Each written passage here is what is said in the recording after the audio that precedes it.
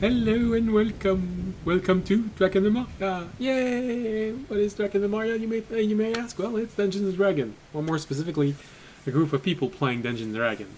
And tonight, a group of people and a picture playing Dungeons and Dragons because the person behind the picture is busy vomiting Get back. or evacuating trash from the other hand violently. So maybe he'll be there if it stops. If not, well, on that pleasant picture, welcome! If you don't want to be here, don't worry. We won't bring the camera into his bathroom. But It's a very different stream. it caters to a different kind of audience. So if you don't want to be here, well, we're not holding you back. Twitch or YouTube have suggestions. So if you're watching this from there, go and have a pleasant life. For everyone else who actually wants to be here, no matter the reason, welcome. It's a pleasure to have you with us tonight. If you're new, welcome. If you're not new, welcome back.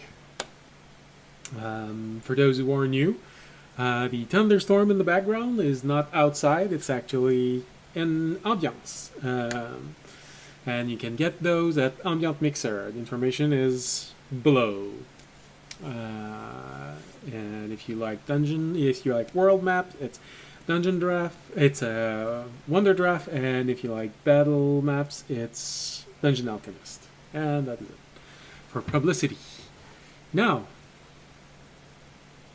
wow, I went through that a lot faster than usual. Did I miss something? Uh, I I think we're just very focused today. Yeah, okay, yeah. Well, it happens when your week is not that pleasant. Alright. Well, in that case, let's get started. So, tonight... Oh, thunderstorm stopped, and since we're not currently in the middle of a thunderstorm, let's quiet the thunderstorm. What happened last episode?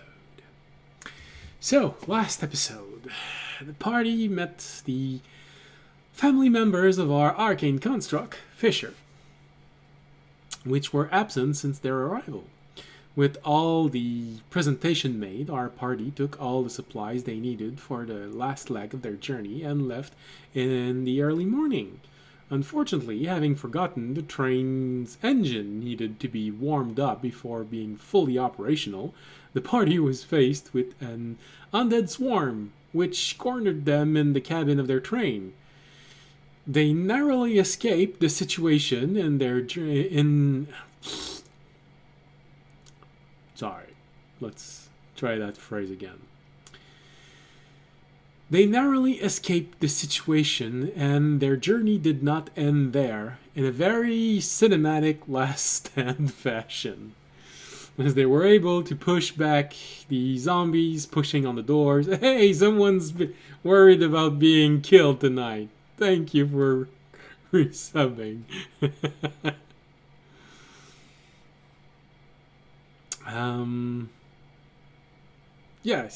However, their worries did not end there, as they decided to take a chance and go for one last opportunity to find rare loot.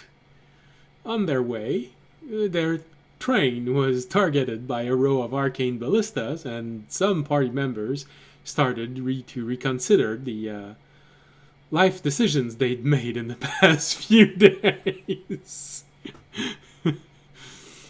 Fortunately, they narrowly escaped that problem also.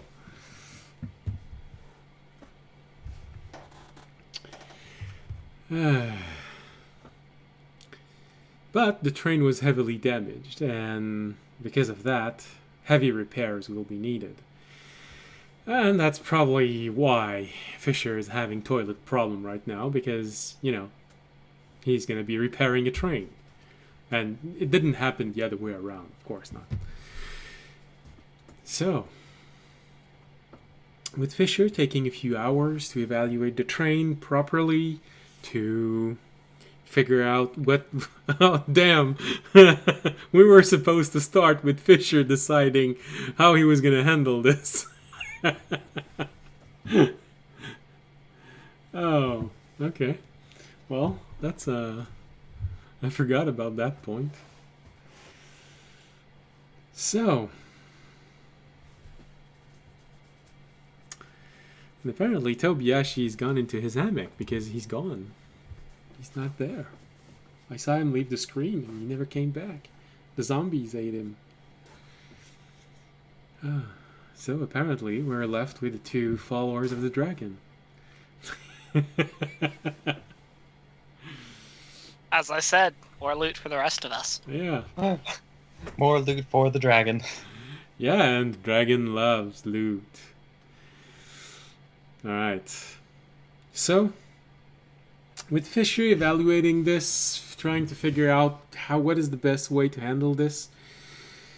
I mean, with the tool he has, he would be able to carry out some repairs, but obviously not all of them. A repair dock would probably be the best solution to easily get things out of the train and repair them. But there's always at least something you can do before you get to your destination. Which I can always point out using the battle map. So, right now, you are probably right here, just outside of the why won't the word come out? Process, the major city of this place. Now, you need to get all the way to AB11. Sorry. Back. Alright, hey, good. Zombies didn't eat you. No kidding. No kidding.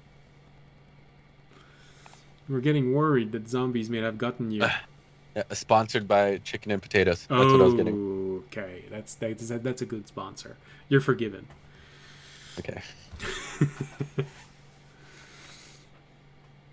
So, as you can see on the battle map right now, this is where you are right now at the bottom of H10, and you need to get to AB11. So, that's a few hours. Hopefully, the plate deciding where the train goes on the small village in the middle of your travel will be oriented in the proper way. But I guess you'll need to figure this out before it's too late. But for now, Fisher believes that alright, it's the train is functional enough to move, and larger tools will be needed for heavier repairs.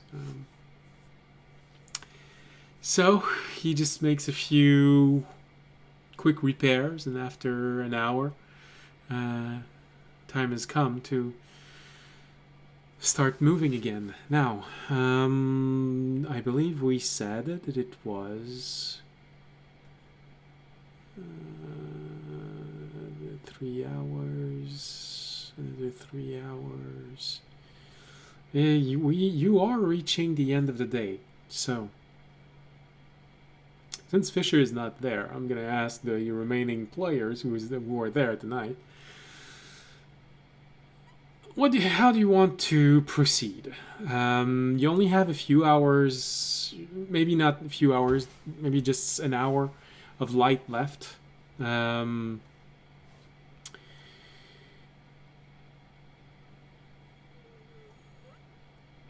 it's going to be at the very least 3 to 4 hours to get there. Oh no, you're going at half speed, which means it's more going to be.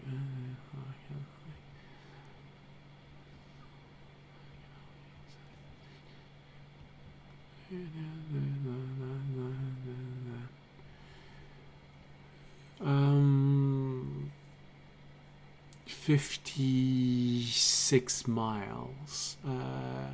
So going at maybe 18 miles an hour, that's 4 hours of travel. So you will be doing this in the middle of the night with a train that can't go its top speed without blowing its engine. So that's really up to you.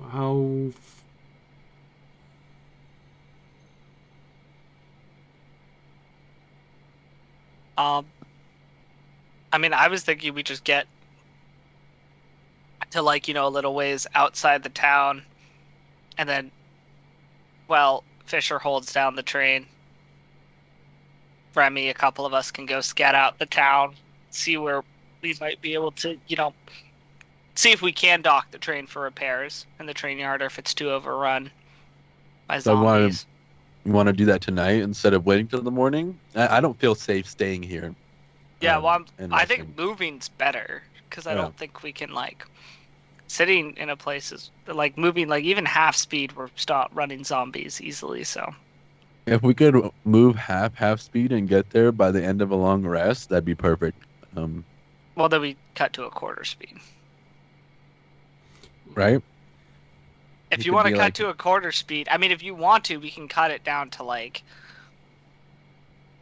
where we're still moving, but we're not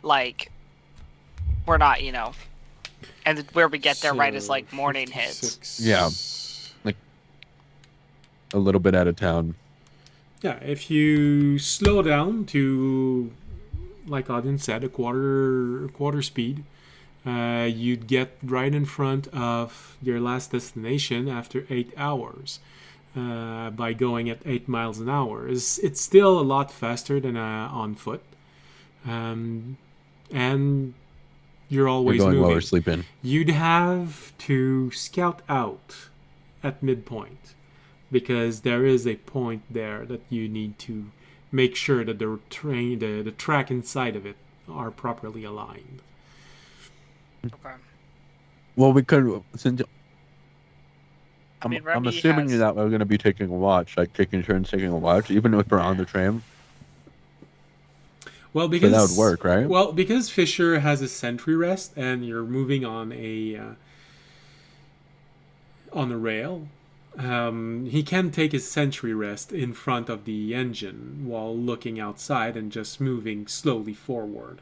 So this part can be handled by Fisher and his sentry rest.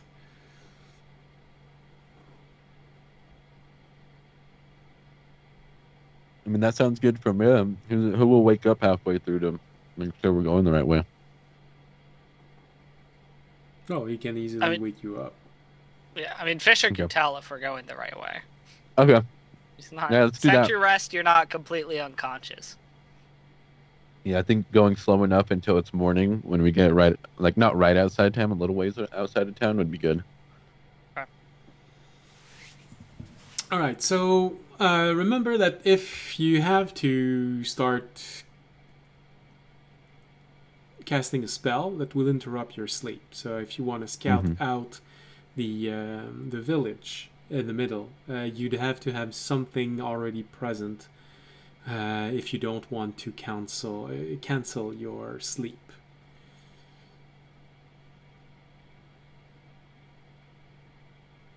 For example, if Remy decides to recast his familiar as a bird, well, if you make the ritual cast, that will interrupt your short rest, your long rest. So you'd have to do this before. Well, a long rest is going to get interrupted by anything, like any amount of activity that extends for longer than an hour. So it's not necessarily specifically spells, it's just doing intensive stuff for an hour or more. Are you sure? Because I think it's you can do light activities for 1 hour and it won't interrupt it. But the moment you do heavy activity, like casting a spell, Casting a spell has never been considered heavy activity. It's rest casting is a problem in the game, uh, at least for specifically with respect to something like the coffee lock. But not going to get into that. I mean, I don't need a long rest.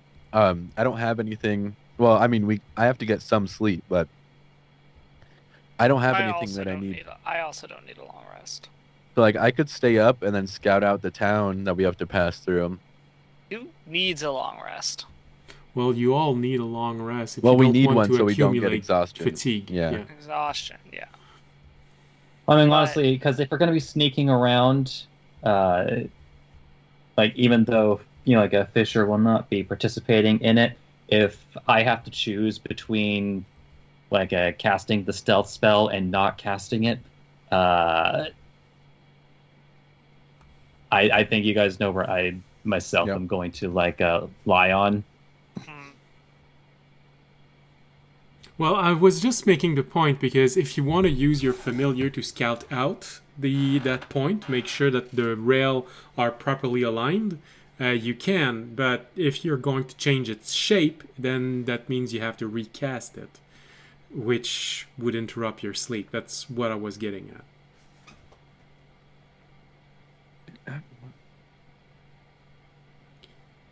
This is by a period of strenuous activity, at least 1 hour of walking, fighting, casting spells. See, this is what it says for long rest. You can walk for an hour, and it won't interrupt your long rest. But if you are involved in fighting, casting spell, or similar adventuring activities, the character must begin the rest again to gain any benefit from it. So if you want to change the shape of your familiar so it can fly and have a better and easier way to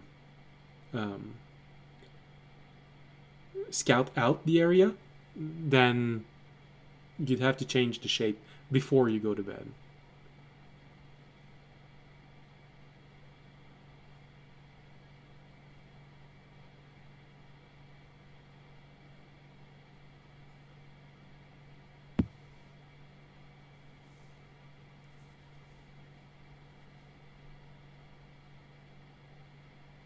All right, yeah, with specifically, specifically with like ritual casting, find familiar, because because I am correct. The sentence structure is like 1 hour of casting, and like a 1 hour or more ritual cast counts as breaking a long rest.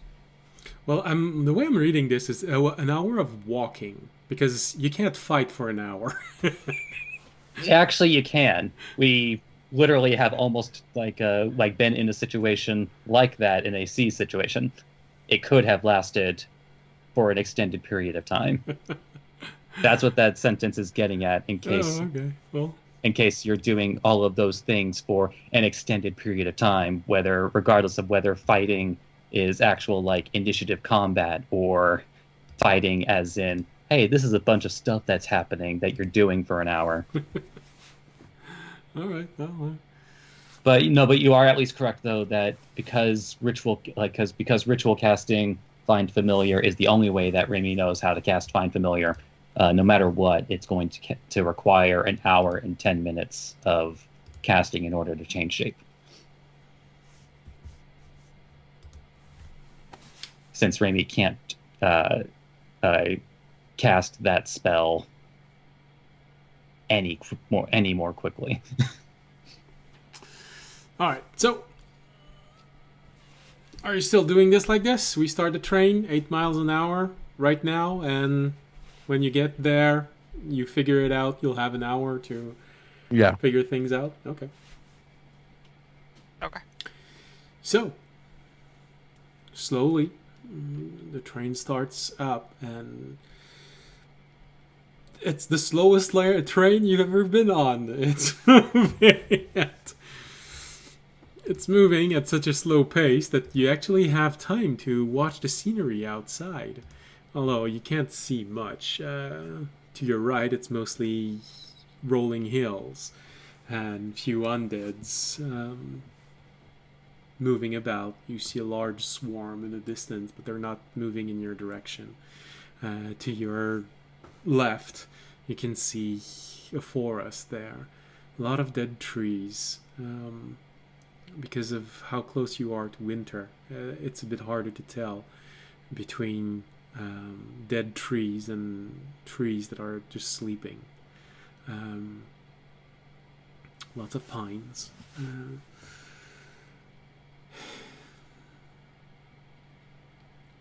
The shadows make you think that there might be mountains, high mountains, further to the west, but not really quite sure with this. So slowly, an hour, 2 hours, 3 hours. Since Fisher is not there, we're gonna roll for perception. He's very busy looking at the dials. He's not looking outside very much.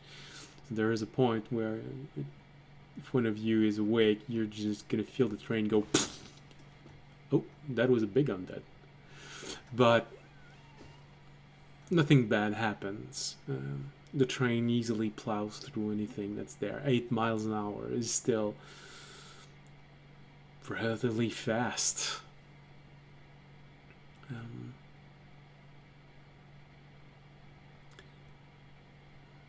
After a few hours, Fisher wakes you all up. We're there, he says.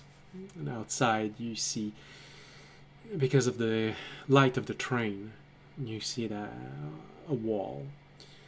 With the light radius, you can see that the main gate has been pushed open. Probably a long time ago, judging from how the snow has accumulated. So you can try and go to the main gate. You can try and just follow the railroad. Alright. Well, we should probably scout before we bring in the noisy, damaged train. So, we should probably leave the train and go make sure that we can actually pull it safely into town. Alright. To do repairs. Well, that's not the town. That's just reaching a midpoint. This is just the midway point. Yeah. Okay, this is just the midway It's just to make sure that you're not going to derail the train by trying to move across its Well, we should table. probably scout that, too. All right. So, how are you going to scout that? You have 1 hour if you don't want to lose your rest. Sneaky, speedy sneaky. So what I'm hearing is that Remy and Tobiyashi are going to go alone. All right. Does Remy want me to come with him? I have a decent stealth. I got +3 with advantage. I'd like to remind you, Tobiyashi, that because of the class you chose, you are the ultimate urban spy. I mean, I could. Yeah, but I don't know if Remy doesn't want me to cramp on his style. No, okay. Yeah, I'll go. Come on, you and Remy go. And I'll hold down the fort with Fisher in case like zombies attack the train while we're parked. Is it still snowing? Since we do now have an open skylight, so zombies can actually get in the train. Is it snowing currently? Well, I mean, my main question was, is there snow out? Yes, there is snow out, but it's not snowing right now. I just rolled. Okay. Yeah. All right. You have maybe snow as deep as your ankle right now. Let's go. You ready, Remy? And he's gone. No, Remy is still there. You just can't see him. He has seen enough zombie plays to know what happens if you. Well, I mean, maybe just horror plays in general. And quite frankly, you've been in 2 of them. You've seen this firsthand. When you saved audience, you saw all of the undead slowly gathering around you. There was in the train where you saw Fisher nearly give out for the door. There was the arena. So Remy has been personally in 3 zombie situations that he has read or seen in plays. And now he knows how that feels. For real. Oh no, 4, the dome when you enter the island. Yeah, 4 situation. I'll follow Remy's lead for the beginning. For the beginning. And then he disappears and is never seen again. No. When he comes back, there's an arm missing, and then he had to cut it to make sure that he wasn't infected.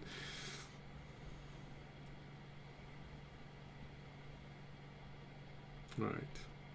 So. But in which case, I guess Raimi will. Wait, how far of a walk were we outside again? You're maybe. If the light can reach the wall, you're probably just 5 or 6 minutes away at most. Okay. Yeah, in which case, unless Tobiashi has any objections to it, Raimi will start following the track into into Nope, I'm the down. village in question. All right. So you. I would like to I get my silk ready. It's just coming out of my wrist like it usually is. Okay. So, slowly you increase the amount of silk that you have out, preparing yourself to do the Spider-Man thing. And following Remy's lead, It actually comes out of my butt this time. just like a spider. It's extra stealthy it's extra stealthy that way. And extra silky.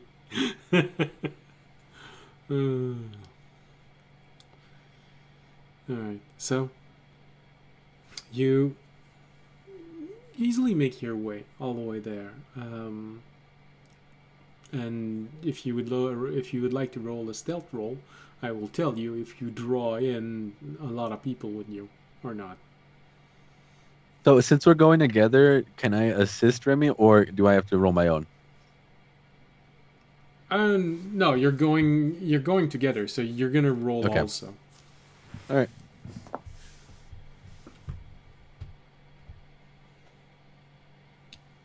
It'd be a bit different if this were like a group stealth where everybody was watching each other's 14. ass. 14 plus 6, so 20. Okay. Yeah, we're- Sorry, I never 20. cleaned up my dice when I last used this, so You're using dirty dice. No. I didn't need a nat 20 for this. And I lost you. Yeah, Tobiashi, you see Remy there, you know that he's gonna, where he wants to go. You have a moment where you look back and you see the light of the train and it sort of blinds you a little bit, and you look forward again and, shit, now I can only see a huge white spotlight and I can't see Remy anymore. I got to keep a leash on that kid. Oh, he would like it.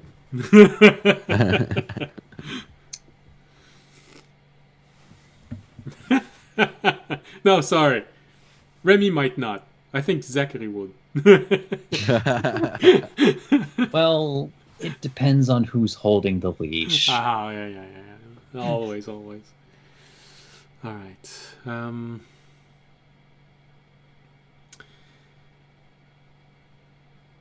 All right. So you easily make your way to this point, and you don't draw any monsters with you. Zombies just don't seem to notice you as you're traveling to the edge of this. And since you're not trying to move fast, you don't have to make a dexterity roll to not fall in between the tracks. So it's easy to get there. You go up. It's the middle of the night, so you have near zero visibility.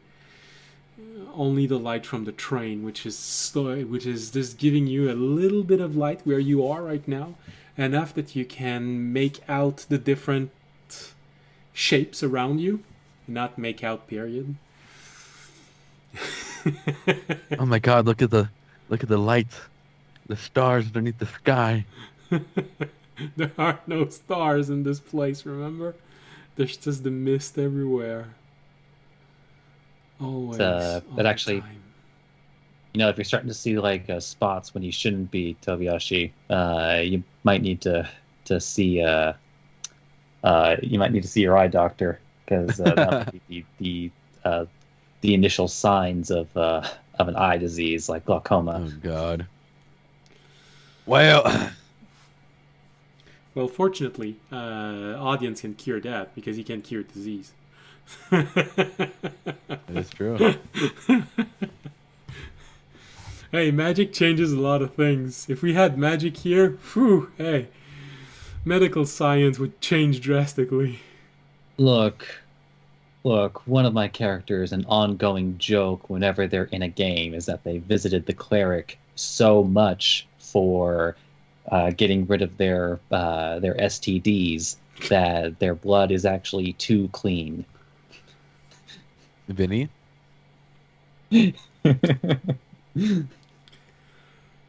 Yes, I've had a group like this before, but I didn't give them access to priests, so. You made your bed and now you gotta die. Well, After the almost seventh literally. time that you have syphilis, So, you climb up, and with a little light that you have, you can sort of see inside of the town, of the village. It's really small. Most buildings have been destroyed, fell apart with the passage of time. You can sort of see where the tracks lead, so you'd be able to get there, but once you'd be in the pit, you'd have zero visibility, unless you use a light yourself, in which case you would most likely reveal your presence to anyone there.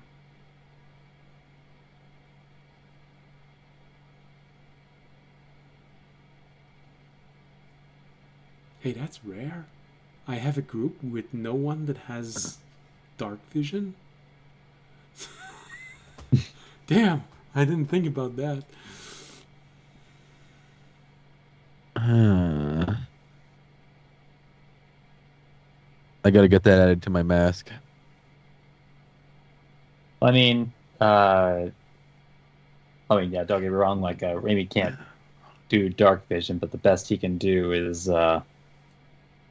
set his lantern to so that it only has like 5 feet of light. Oh, I had another idea, but okay, that one works also. So, Well, I know what the other idea is. It's like, or maybe it's a third idea. Because what Raimi could do is that he would just set his cat on his head and then borrow his dark vision. yeah. I mean, that's a good idea. In the most indirect way possible, but that's a bit much. Well, it's legal. I would probably say that your perception would be affected, but technically that would give you dark vision. You just look really weird, and Tobiyashi would need to hold you by the waist while you're moving because he can't I got a see. leash ready. Made out of silk.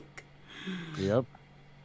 All right, so how are you gonna decide to go in there? Like I said, it's gonna be pitch black. Getting to the train station, getting to the maintenance bay.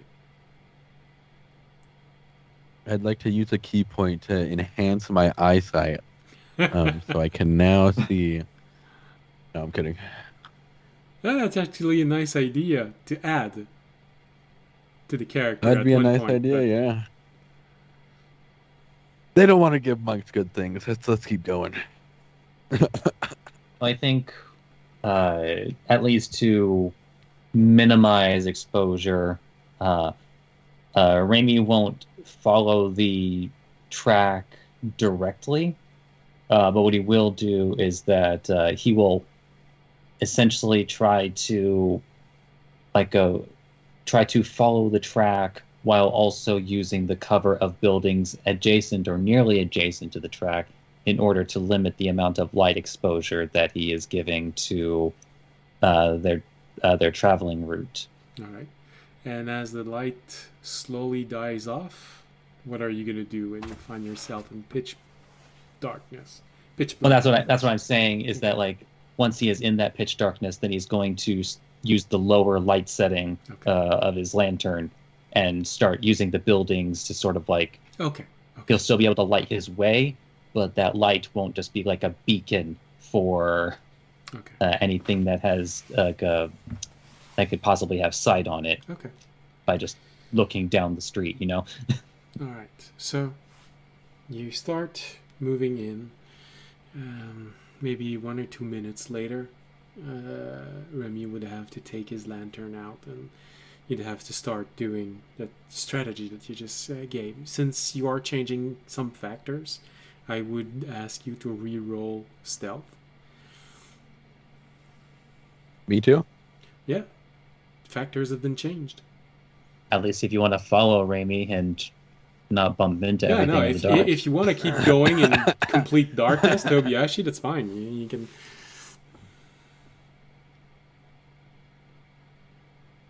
So that'll be a 24 for Remy. Okay. 23, 17 plus 6. Wow. All right. That actually evened you out.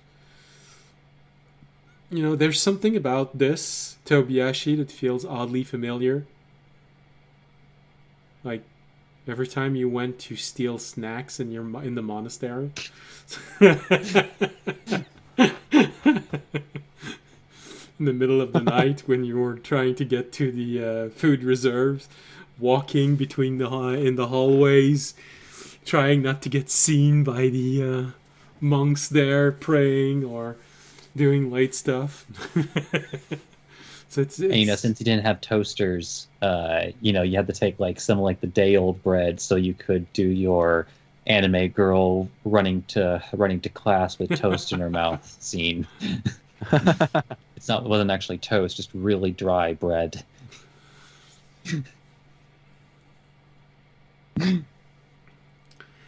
Okay. Yeah. All right. So, I would ask you to both also roll for perception because you are moving in very, very diminished light condition. Just get a feel on how you are moving through those buildings.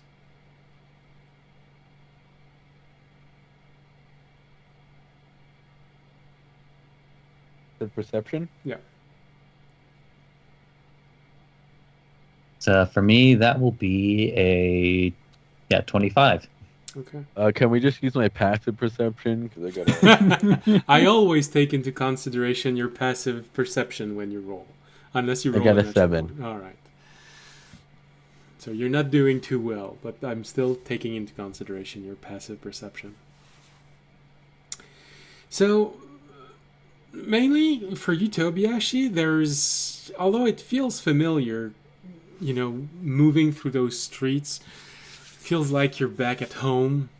There's also that sense of danger that when you were in your monastery, if you got caught, you would simply get punished. But here, if you get caught, you get eaten alive while you're screaming. So there's that little element of nervousness that adds to your experience, which is making you a little clumsy as you're walking. You all are always trying to be near Remy, always having your hand on his back. You know, sometimes you just let out a, "Hey, it's really you there, huh?" Yeah, okay, good. Whenever Remy takes a moment to answer, you have this flash in your mind of Remy turning around and being zombified, but then he turns around and just gives you a wink and, okay, phew. You know, Remy would maybe do the joke because it'd be super easy, but on the other hand, he knows Tobiyashi and does not want to risk him panicking and giving away their location. Oh, I thought you were going to say trying to kill you. as he did in the past. Also that, but that panicking is part of the reason. Panicking because it would get attention, but also panicking because, yeah, he would probably attack Raimi. All right. And then he would never hear the end of it from audience. Hey,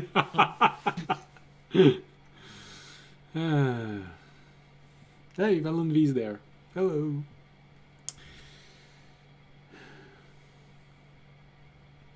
So,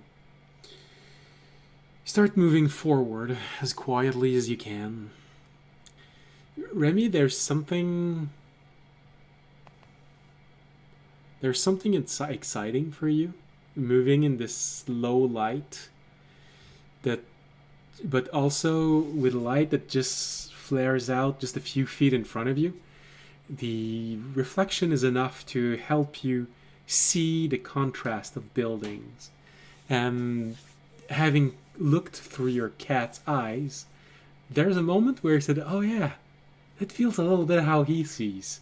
The colors are a bit different, but hey, I'm a cat now." As you're moving forward.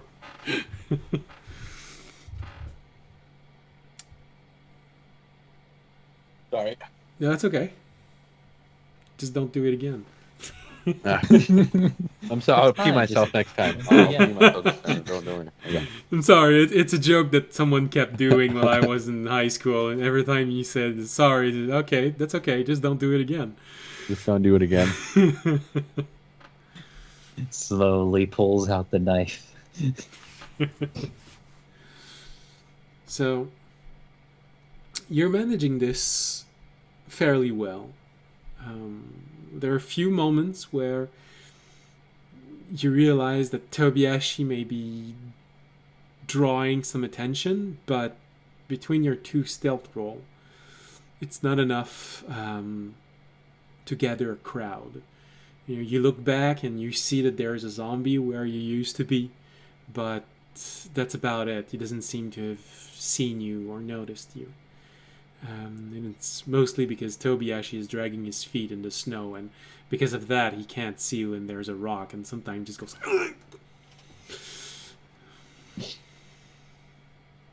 Well, I stay quiet. And there are those moments, Tobiashi, where because you you let go of Remy for a moment, and then you touch him again, and you forgot that half of his feathers are gone. So there's that moment of, oh shit, it's skin. It's no, that's right. He's missing half of his feathers. You keep on going. Remy, that's weird. People touching your bare skin. You're not used to this. Oh my God, plump butt. I mean, it feels like a baby's bottom. All over. just gives it a grow up and a squeeze. Just like, I can get used to this. I can't see. Oh no, I'm falling. I gotta grab something. Oh yeah, that's exactly what Tarzan said. Grab what's hanging. That's how he got his scream. Very, very old dad joke. Sorry.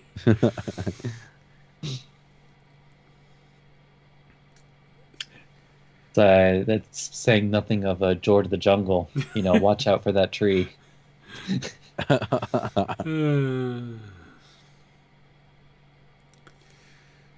So,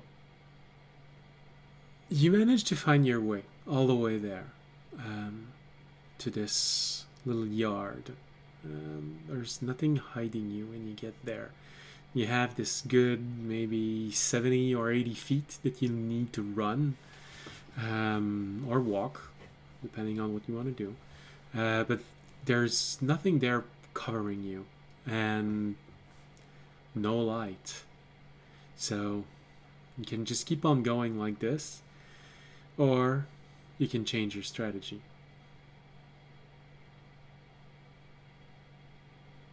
But there will be So we're just trying to make sure the tracks are going the right way? Just make sure that everything is aligned properly, and if they're not, then you're going to make a whole lot of noise because you need to realign the plate. Oh,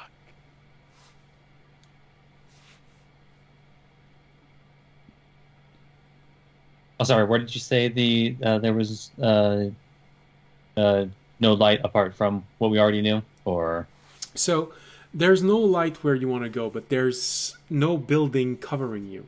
There is a good okay. maybe 60 or 80 feet between where you are now and the buildings at the center of this yard.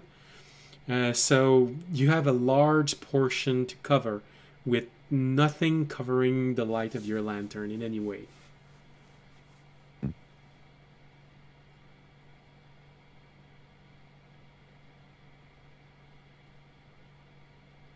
Okay.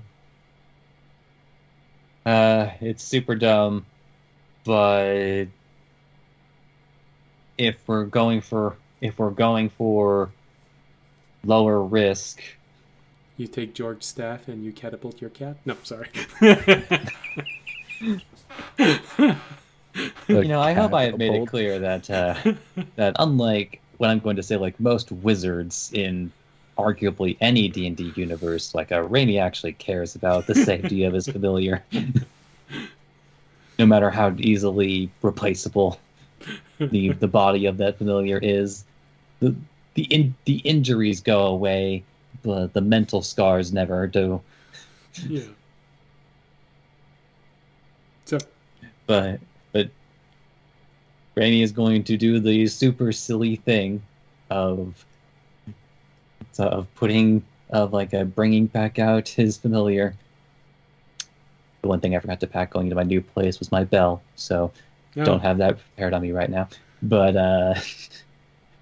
he's gonna gently place it on his head, and Raimi's going to communicate with it.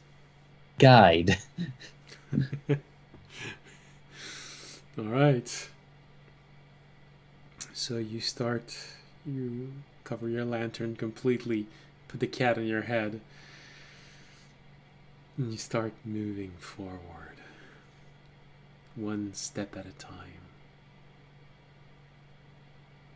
It's weird perspective. Because it feels like you're 6 inch taller than you usually are. Wait a minute, that's Tobiashi's size.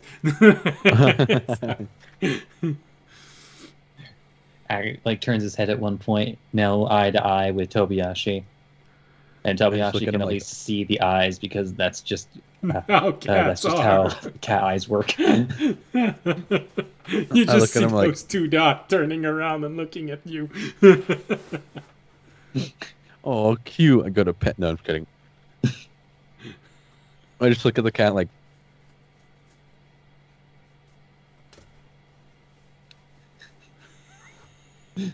He demands pets. Okay, I pet him on the head. Oh no, I missed. I'm petting Remy on the head now. Although weirdly, there's still the purring sound. That's an odd element. You've never looked through your cat while it's being petted, so for the first time you see how it affects his head when it bobs, and the strength of a person, just the top of the head. There's this. Oh, it feels good, but also the. Oh man, that's. Humans are strong.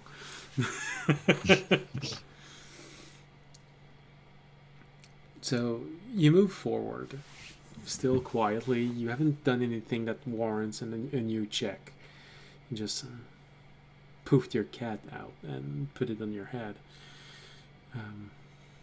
Although Terranad would probably say a comment about that lovely new hat you have.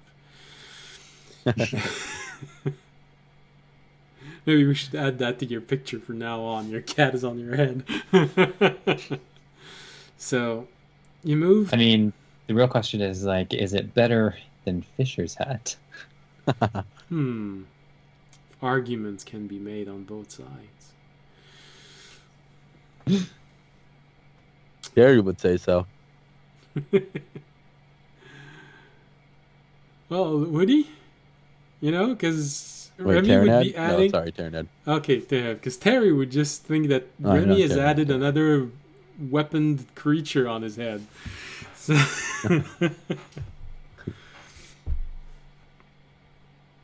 so you move forward very slowly, one step at a time, because that new perspective is weird. But slowly you make your way toward the center and you start looking at the rails. Now, to make completely sure, you'll have to move across the entire circle. But at first glance, everything seems to be in order. And the railroad does seem to be facing in the right direction. Alright, let's leave. You're always making sure that no horde of zombies is accumulating. And although your cat can see a lot more, and they see that where you were before, 2 or 3 undeads are now there, just idle there, hinting that you might not have been as discreet as you would have wanted, but still more than enough to not be caught in that bad situation. Oh no, a horde of zombies that randomly out of nowhere. We didn't hear a single one. They're stealth zombies. Not the ninja zombies.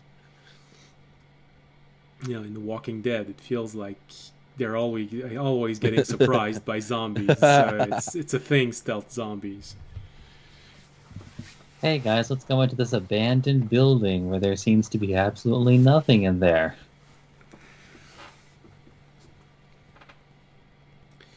Goes into the one closet where the zombie is. Didn't hear it. You know, it's always when they Dead turn Island around vibes. the street and they see 500 zombies. So you didn't hear anything. Not a single zombie. When you're walking among them, you keep hearing them go, oh, oh. But before you get there, we hear nothing at all. I mean, someone did make the argument that it's probably because they've used their guns too much. So they're all of them, they're half deaf because They're of that. deaf and they can't smell. Yeah, well, yeah. Wait, is the suggestion that all their hearing is so bad? No, it's because if you look at what they do in the television series, they keep discharging their weapon so close to their heads that they probably all lost 50% of their hearing.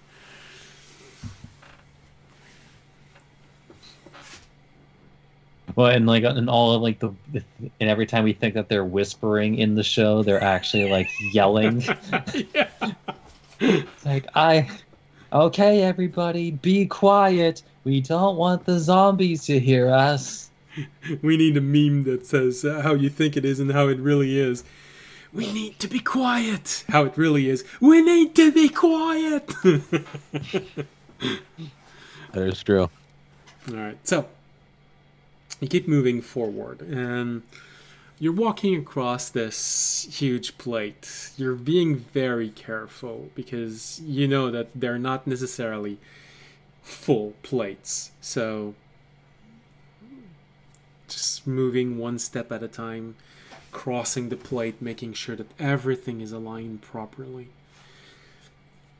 With the perception that you did, Tobiyashi, you're just... You know, it's not the best place you want to be in. You're always really worried because you're afraid that if a zombie comes, he's just gonna be in your face when you see it. So Yeah. Trying to stay right behind Remy as much as I can. you know, you try and be stealthy, you crouch down, and then you realize that you've been holding his butt for 5 minutes, but yeah, he didn't say anything. You see occasional purr, I think it's the cat. I was going to say something, but Remy would have to add another porn tag to our stream, so I'm not going to say it.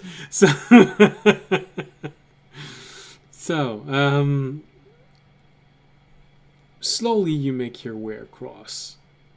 Your perception, Remy, is good enough to avoid falling into holes.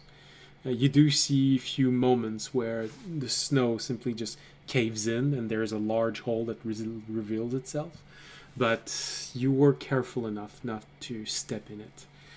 You look under it and you realize that there's at least a good 50 zombies down there.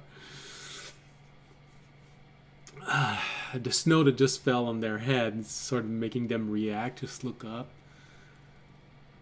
They're trying to move, but there's a lot of them, so it's taking time for them to move, and because one of them is moving, they're sort of pushing toward the one that moved. Since you were close to the middle, they're just pushing on the one that's trying to move outward, but they're pushing inward, so it's making it really hard for that one to try and move out.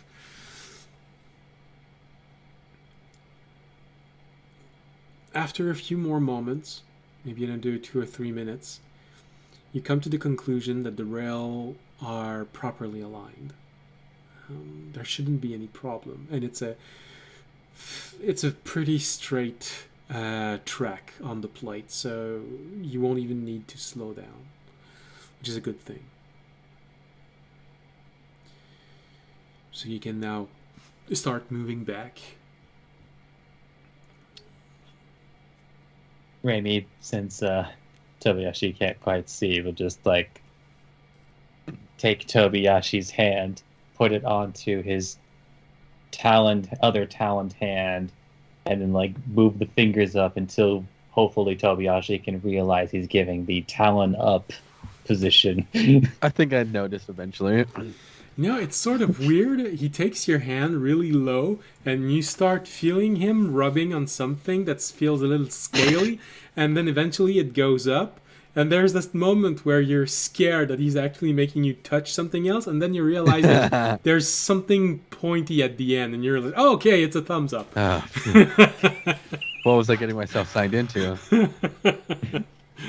All right, I'll say, I don't know. I mean, he's not against it. It's just now, Reg? Right now? What the heck? I'll put my thumb up and have him rub my thumb. Oh man, that became weird really fast. Why is Tobiyashi's thumb getting bigger? Oh, that's right. He's a few inches taller than you. That means you're, you know, not against it. All right, let's get it. All right. On our way back. Yeah, you start moving back toward the town, the village. When you get to the buildings, do you keep going with your cat on your head strategy, or do you revert back to your lantern? I would say revert back, if for no other reason than just being aware if zombies are coming by. All right. Or more than one person being aware of zombies nearby. Okay. So what I'm understanding is that you put your cat down and you let him move a little further ahead. So you have an extra pair of eyes. Okay. So now that factors are changing again, you can all roll stealth once more. I'll roll a separate die for the familiar.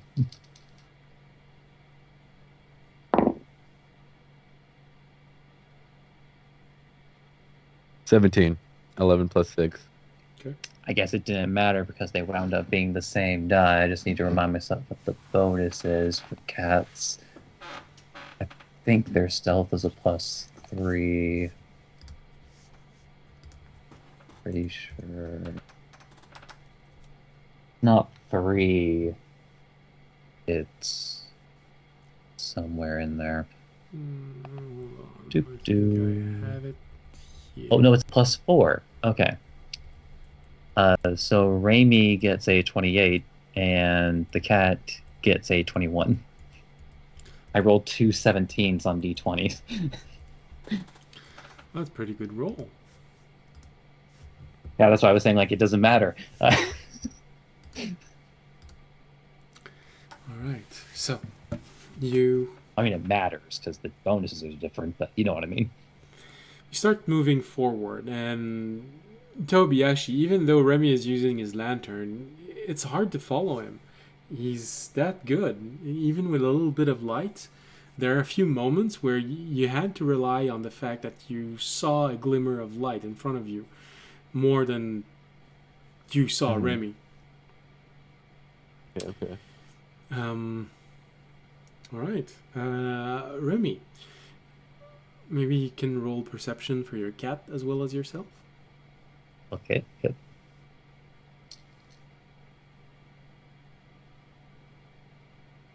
Yeah, this die.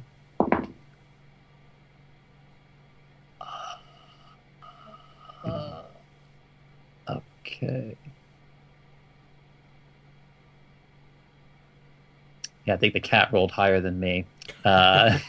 Or yeah, I mean they rolled higher than me, and I think even with my bonus, their total is higher than mine. Okay. Uh, the cat, yeah, perception 3.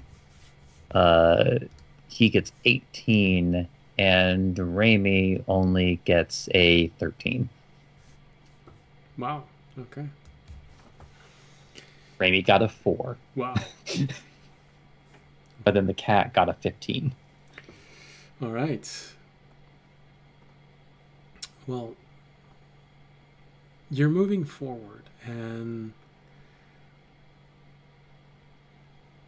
there is that moment while you're moving where you feel that sense of dread coming from your cat.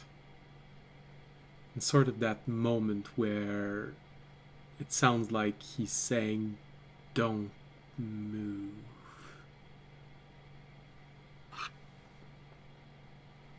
So what are you doing when you feel that? How far ahead your cat is your cat? I'm going to say no more than uh no more than uh no more than 75 at any given time. Obviously that distance is going to change depending on what obstacles they have to walk around. Okay. Um, so So when you feel that message of "don't move," what do you do after that? You just wait there until he gives you to go?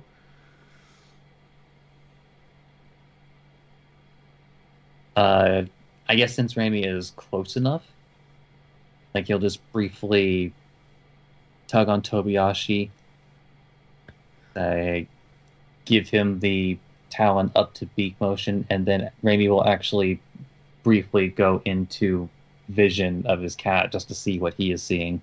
Okay. So you go into your cat vision, and thank God for your cat vision, because that would have been quite a run out. You notice that when the feeling came, your cat was looking back at all of you. And you notice that his gaze is fixated on the building right next to you. No more than 2 or 3 feet above your head, there's one of those screamers that is on top of the building. So from your perspective, Remy, even though you're having trouble seeing it, it's sort of 4 feet up. You know he's there because of your cat, because your cat can see you actually. And you can see when you it's sort of a reflex when your cat sees you and you see your cat looking at you and seeing that monster.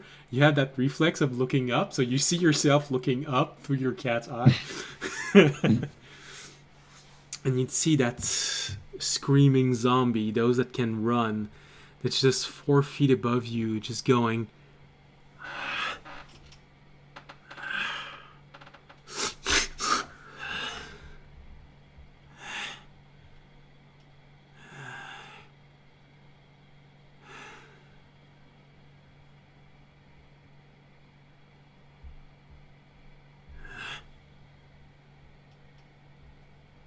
Does it seem to just be staring aimlessly in a direction, It or actually does it? grabbed right in front of him, which means his hand was, when he did that, probably no more than 2 feet above your head. He felt something. There was something there for a moment, and he's reacting to the fact that he perceived something. But he's not grabbing anything. And there's this moment of undead confusion where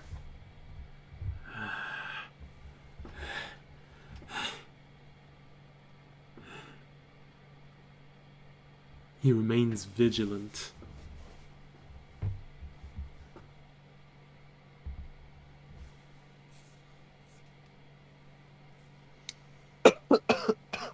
You realize that the only reason why there is this moment, because you're fairly sure that you were stealthy enough, it's because you didn't see it.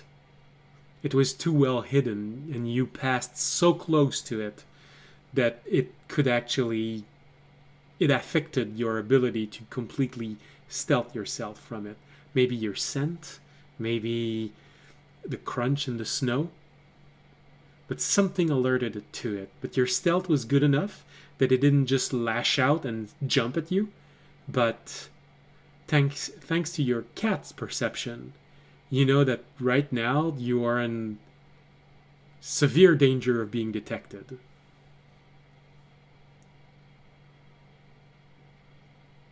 I mean, the first question I asked is like, is there any means through which Reimi and Tobiyashi can distance themselves from this without alerting it to their presence, since they're literally only feet away? Yeah.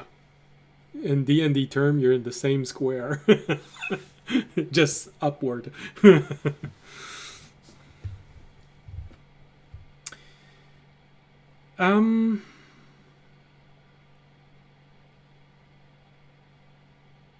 Because like basically our only options are either one, to wait until it's looking in another direction, or B, if it's possible, try to basically walk and double back so that they're traveling where they were originally going to, but out of this creature's view.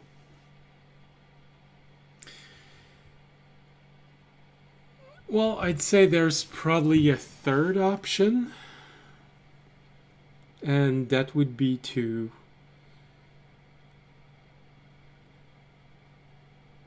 I'd say there's always the option of renewing your stealth roll, but Remy, you know that when there's a guard this close to you, you'd basically be doing this at the equivalent of disadvantage.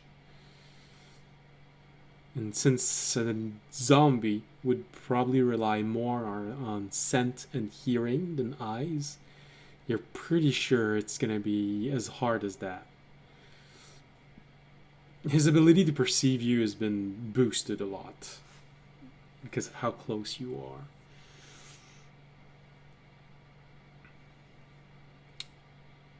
are. All right. Well, so like Raimi's going to be out a particular resource for the next day, or at least a portion of it.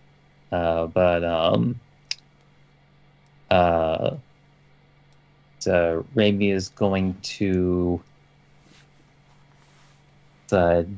deftly switch his lantern into pass without trace mode. Okay. And since it's already dark, there's not like suddenly this ball of shadow, but it is obscuring their scent and any sound that they make. Okay. And they're going to now attempt to, well, Raimi, hopefully maybe Tobiyashi follows suit. I'm following. All I'm right. like, why'd it get even darker? Suddenly you just see it. All right. So roll your stealth to see how it all adds up. So then roll with disadvantage, you said? Disadvantage and +10 because of you. That's a lot. I'm just making sure I need to roll 2 dice and not just 1.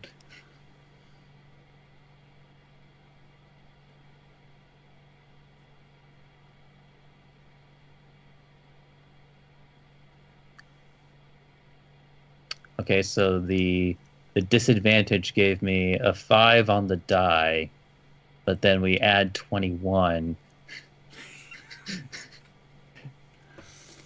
So it becomes a 26 for Raimi. I got 17 again. Plus 10. So. Oh, even with disadvantage? Yeah, even with disadvantage. I rolled. So the first one Man. was a 19. The second one was an 11. And then, so 27. All right. Well, apparently that was a very good decision on Remy's part because suddenly the light just seems to just fade out completely, and even the ghoul starts to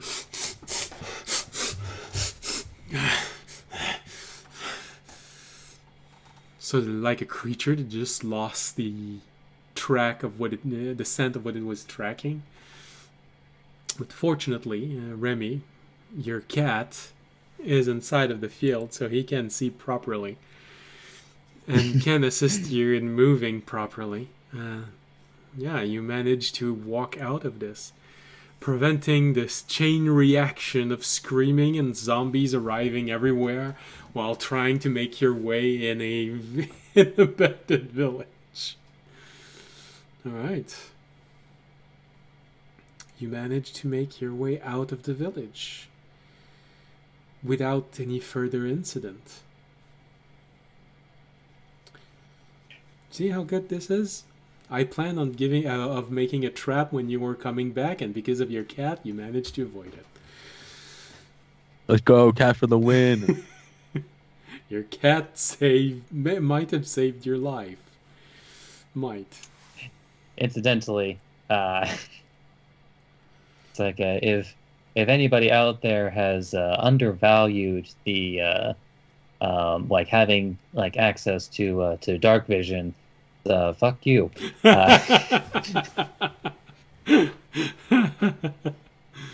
Yeah. There's literally nobody in this party with dark vision.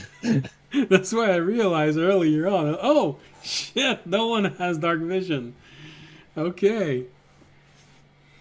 Actually, nearly thinking about it, nobody has had dark vision since Valkyrie left. Yeah. And she was the only one who actually had the light spell at that moment. So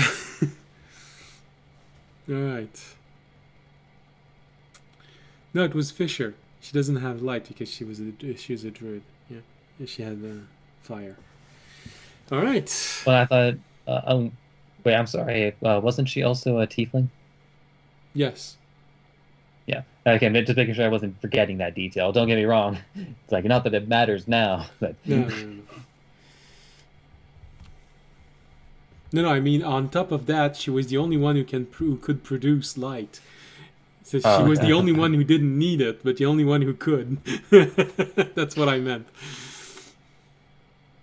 So, you managed to walk out of this small town, and audience, it takes a moment, and you almost fell back asleep because they took something like 45 minutes, 15 minutes to get there and back, and there was this moment where you're just looking outside the window and going, but finally, you see them arriving very slowly with a cat in front of them. They seem to be okay. Nothing seems to be following them. They're not running. At the train, things were very quiet. There was a moment at the beginning where there were those 2 zombies that decided to investigate the train that arrived, the light and everything, but you're a paladin, you got a mace. I'm not gonna make you roll for this. It's pointless. You just had a little bit of fun. You know, it's like, oh, I'm gonna make fireflies.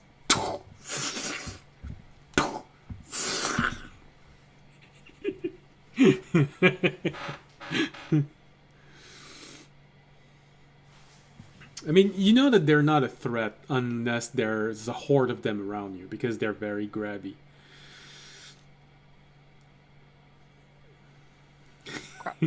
Not in the way that Remy is thinking about it.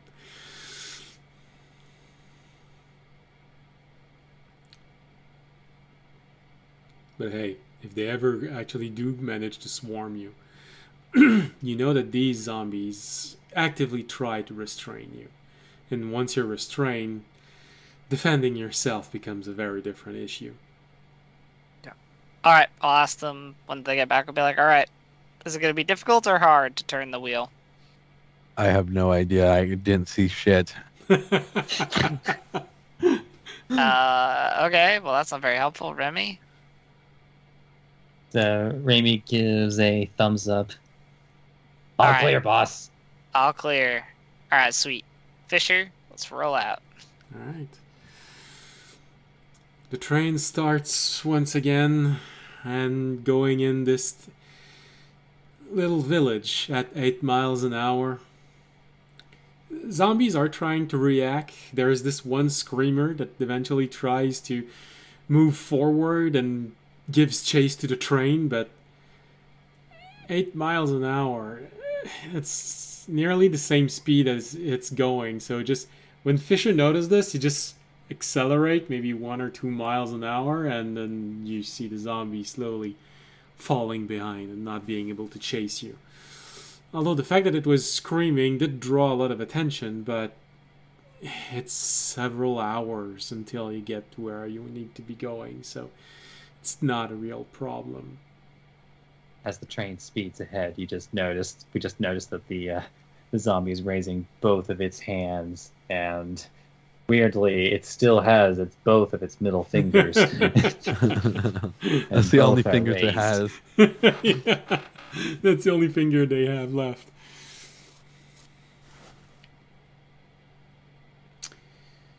So, train goes in, goes up, and leaves. You leave this deserted little town, the deserted little village, and you keep on going. You all go back to sleep. Remy and Tobiashi, you manage to go back to where you were.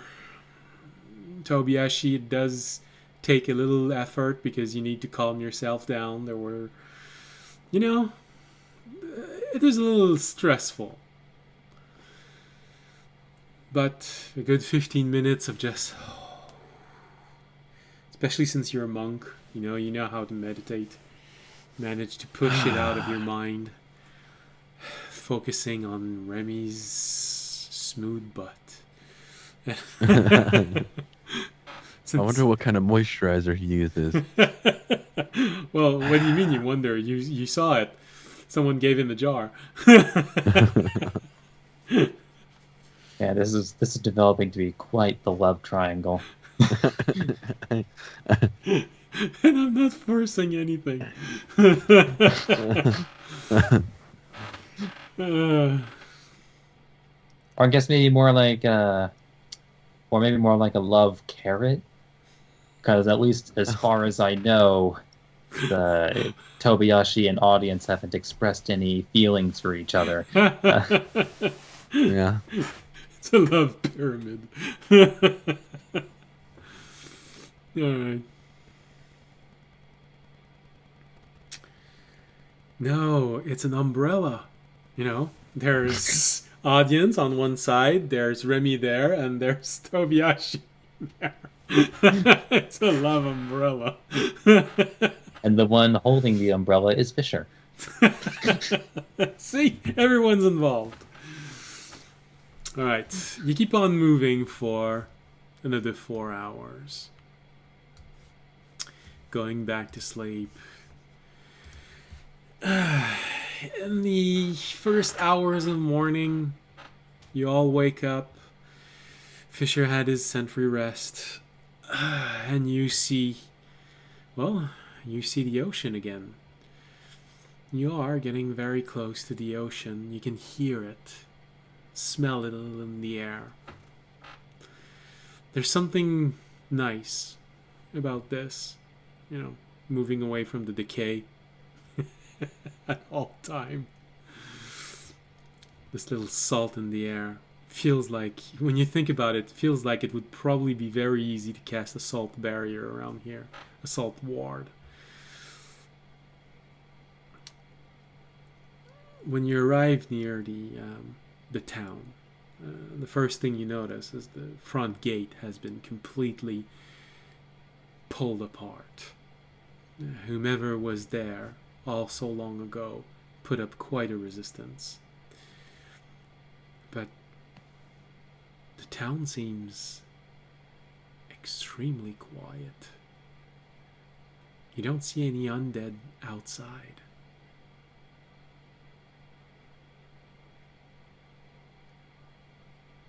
It's almost magical in nature.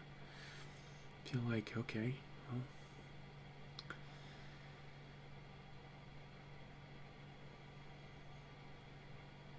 do you start moving in or do you scout up? It's morning, whatever sun manages to. So we're at where we Probably need to be? Yep. Yes.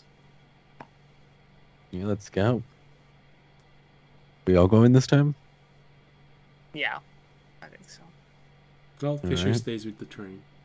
Other than Fisher. We come back and Fisher and the train are gone.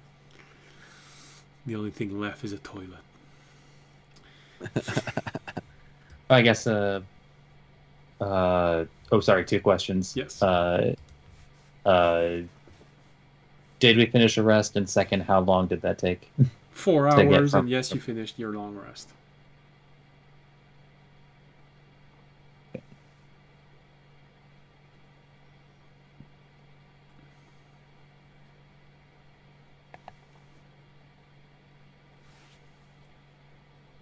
Sorry, because of my item, I have to micromanage how much time has passed. Okay.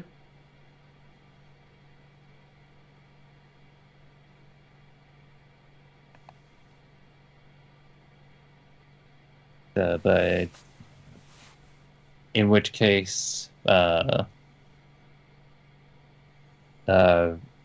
Raimi would be inclined to see what's going on inside before they again bring a train, but Okay. maybe insist that audience come along this time. Yes. No, I am coming this time. Well, let's go. All right. Well, that's an interesting moment where we can take a break. Wait, we can't forget our breakfast, guys. Ah, That's a damn. break. You don't have your good berries anymore. You're stuck having to use rations. Well, fortunately, you have more than enough rations for the time left. You brought a lot. And we have Jorg's rations. Yeah, George rations. Jorg gets lost in a nature shard. First thing the party does is eat all his food. We're split it amongst ourselves. Yeah. Absolutely. It's a good thing he didn't have a familiar. You'd split it among yourselves. I'm gonna take the leg. All right. So, like I said, good place to take a break.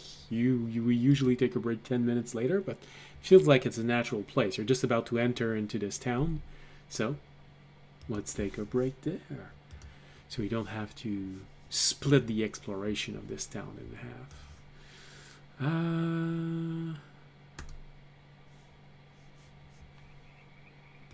Yay! Marsh sound, ducks.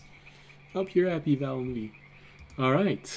See you back in 15 minutes. Bye. I had to get my cake and ice cream. I turned the stream, and that's the first thing that everyone heard. I had to get my cake.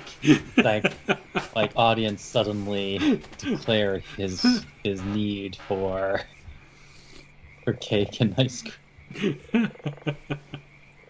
That's important. Absolutely. Dragonborn needs to stay fed. We all need to be fed on cake and ice cream. Oh wow. Next time I'm gonna be eating cake, it's on Christmas. Damn, that's a long time. And I'm not even sure I am going to be eating cake then. This is the last piece of my cake from Your birthday. so I won't be having it for a while. Ah. I hate cake. You more a pie guy? I hate pie. I don't More like of sweets. I don't like sweets. Warm Cookie sausage? guy?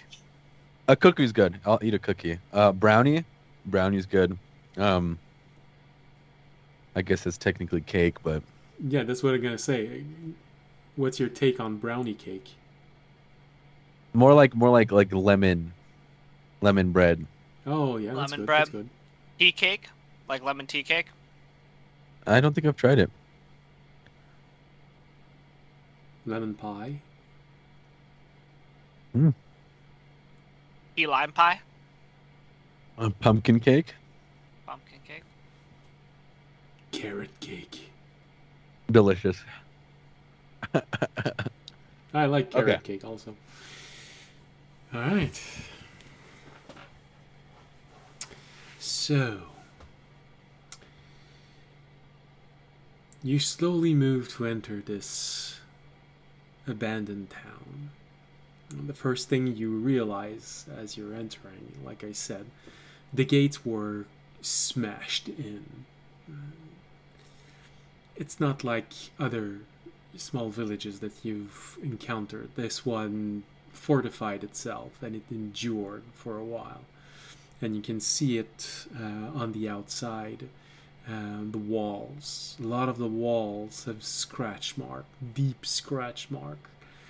You can associate that with undead trying to claw their way in. But fortunately, those things are warded, so it was a long siege, but eventually the gates crumbled down. And you can see with the trace on the gates that it was most likely undead ogres that just pounded on the door until it gave out.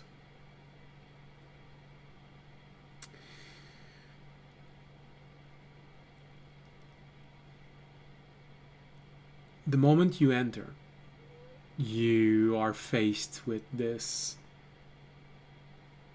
sort of gruesome image, but because it's been so long, hundreds of years, you only have fragments of this. There is a foot of snow on the floor, meaning that a lot of the skeletons you can't see. But when you're judging from the walls nearby, how some of the skeletons have been left and are positioned, you immediately are hit with images of people being eaten alive as they're trying to hold down enemies. And the position of some seem to be the protective position, protecting themselves, protecting others. You see those skeletons which are placed in the position which makes you think that someone was protecting someone else. The pile of skeleton is not allowing you to know what was protecting what, but it's obvious. You start moving in more and you see all of those houses with caved in doors and caved in windows. Some walls were simply dug literally through. Most of what is wood is no longer there. Only stone buildings are left. So small houses from peasant. It's just the lower part, maybe a foot or two, where they placed stones at the bottom. So you can sort of notice that there used to be a house here, but nothing else. But there are those skeletons inside.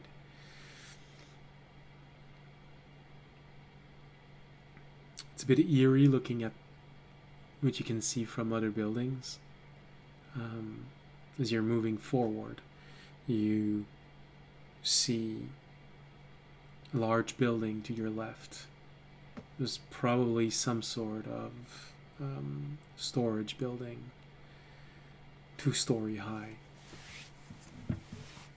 The way that it's damaged feels like some people tried to hold in there, but the door wasn't made for this, so it quickly caved in. And from the outside, you can notice that not a lot of snow has accumulated inside, mostly in the entrance, but you can see what's inside. And you see the remains of people, large enough to be families.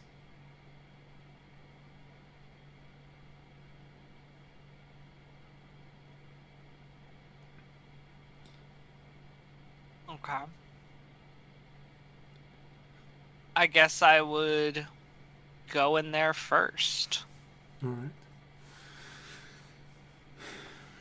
You enter that building and immediately you see that most of the building is still intact, probably because it's made of stone and there might have been some wards outside. There's this little place where there probably used to be a desk. You see remains of wood on the floor. Just splintered wood. You see enough skeleton for 5 or 6 people in one corner. You see a damaged sword on the floor.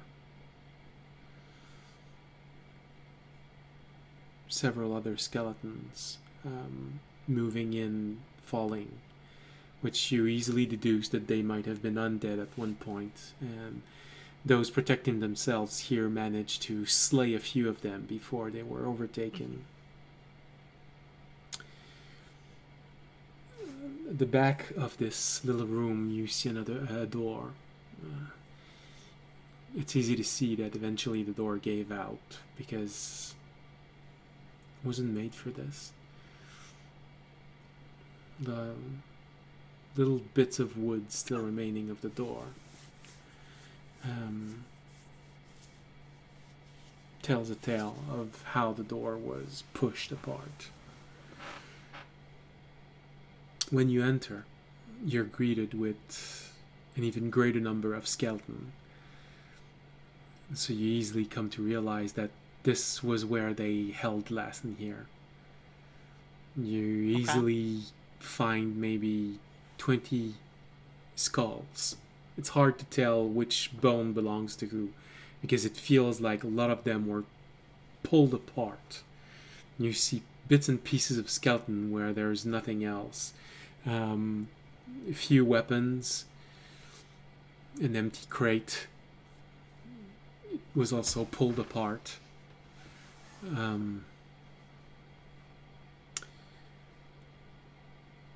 There's sort of something in this room that the moment you enter it, you can swear you can hear remnants of that last fight sort of entering your mind and creeping into your memories, drawing in from things you've heard, the screams of people. Can't help but force your mind to stop wandering there. But for a brief moment it does. Small skulls, larger skulls. So infants, adults, even see a few dogs. Damn. That's tough. Alright, let's see if they have any loot on their bodies. That's horrible. So, harsh, man, harsh.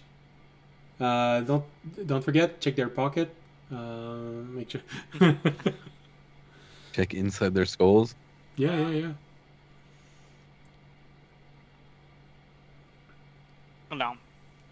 You. But I do understand. Audience is like, yeah, this was definitely horrible, but I also understand this was a very long time ago, and nothing can really be done for them at this point, so. We could bring them back. No, we can't. Nor do I think we want to. It would have to be a pretty powerful resurrection spell. It would have to be like a multiple true resurrections, and I don't think their soul's been dead for, like, I don't even think they necessarily want to come back. They probably came back on their own. Oh. They've been reincarnated a few times now. Yeah, what they've lived through, probably don't want to come back at this point. True. So, you start looking around, and you don't find all that much. Where is it? Here it is.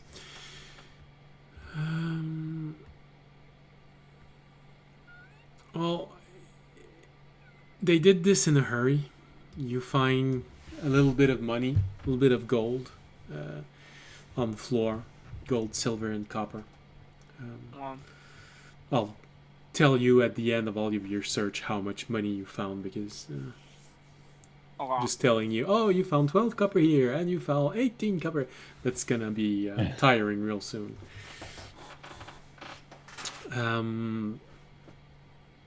You mostly find weapons in here, enough for maybe 5 or 6 guards, spears, leather armor, daggers. Add it to the loot. I imagine a lot of that is rusted and decayed. Yeah. Weapons can bear time easier because they're made of metal. But yeah, they're in D&D term there are now -1 weapons.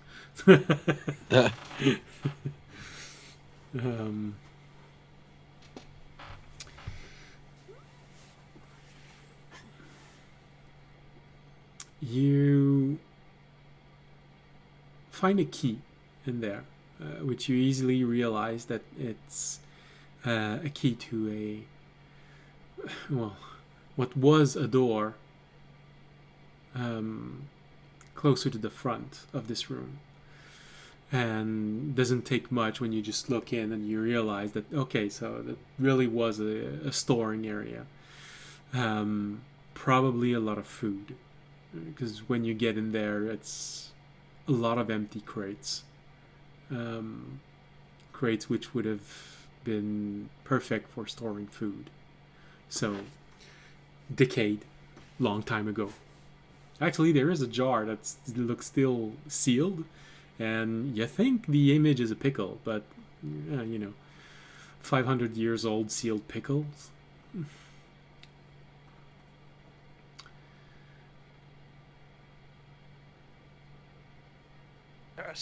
That's quite a pickle they found themselves. In that storeroom, however, one thing you find that is relatively untouched is a small metal box. When you open it, you see signs that there used to be bags inside, but the bags have partially decayed. So now you can easily see it's a box full of salt. Hey, Toby, we found some salt. Let's go. All right, let's put it in the storage. All right, Your favorite. you found 2 pounds of salt. Yes. I wonder if we could Actually, find any I more feel salt. inclined to ask. It's like, since it was like sealed in this box like this, would it perhaps be sanctified salt No. or just salt? No, that's just salt. It used to be a storage area for food, so uh, just salt that would probably have been used to preserve meat or something like this. And not destroy the flesh of fiends. Got it. Yep. So you can add 2 pounds of salt to your inventory.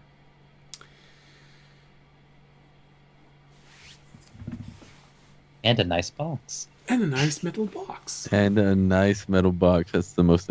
Just throws the salt away.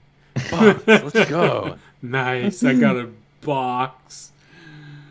The box is Put my dice in probably yeah. The box is probably a foot wide by 6 or 7 inch. I'm never sure how to say this in 3D. So it's maybe 3-inch high, 7 inch deep, and nearly a foot wide.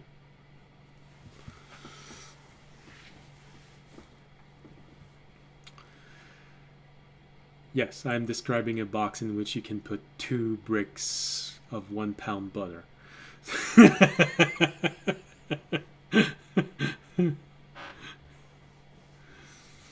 All right.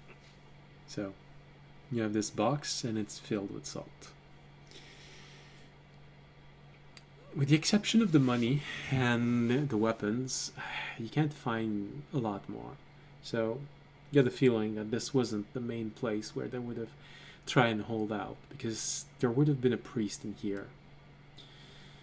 Every single village or town that you've met in this place has some sort of religious building.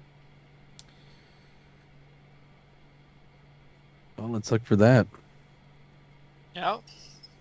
That's where the tax money goes. Yep. Stay on your guard, though. We still don't know what might be in the area. Will do. You leave this little building and keep on looking. Well, obviously you're not going to find a lot in Peasant House, or what remains of them. You might find a few coppers, maybe a few knickknacks that survived through time, letting you know that, oh, this person here probably really liked bears because there's a sculpted bear on the floor. Looks old.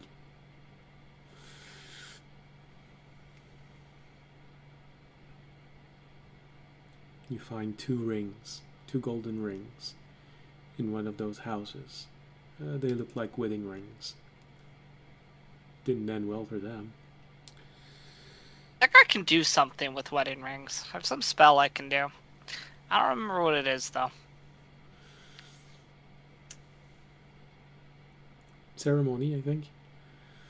What? The name of the spell, I think it's ceremony. No. Well, yes. I Boarding need bond? Yeah, warding bond. But I don't know if that's wedding rings specifically. Not specifically wedding rings, but I think like the 2 rings need to be like silver rings worth 25 each or something Yeah. like that.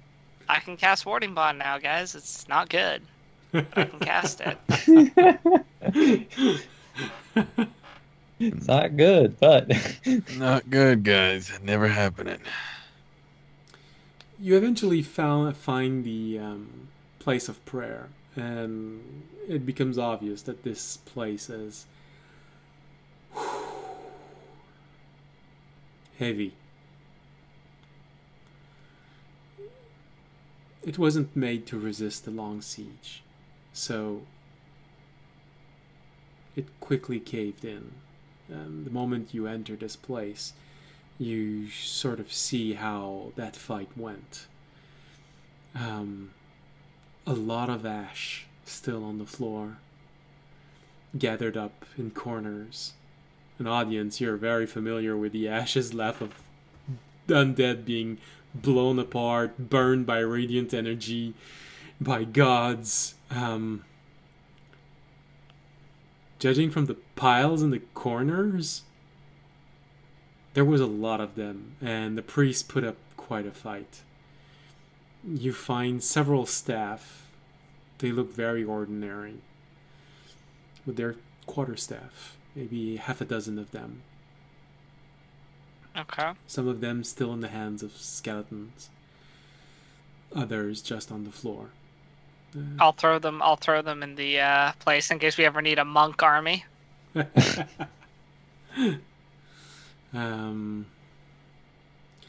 Or if my religious order needs a specific like high sect monk group that takes people out. Yeah. Toby, I have a job for you if you're interested. It's a Maybe. You wanna Maybe. lead something? No. I mean, It's for the assassins, you know. okay, that works. He's gonna cultivate a ninja branch to his Yeah, religion. ninja branch of the dragon. The ninja hidden in the light. I was gonna say the shadow of the dragon. There's The brighter the light, the deeper the shadow it casts.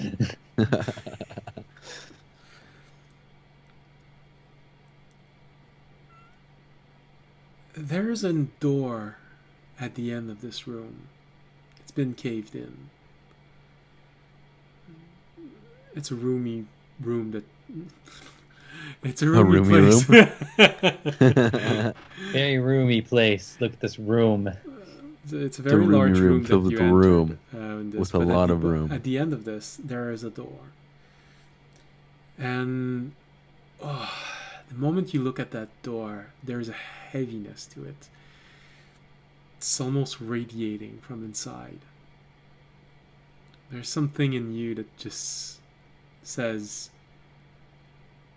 those who died in there died horribly.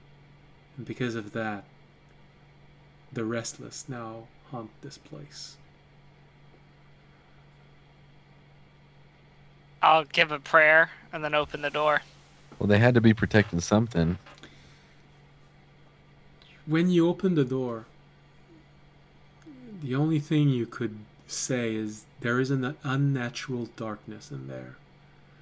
You should see at least maybe 10 or 20 feet inside, but you can't. You can't see more than 5 or 6 feet. I'm gonna lift out my mace that sheds like the bright holy energy outward. See if that will pierce the dark. It does, but you feel something pushing back. I'm gonna use divine sense.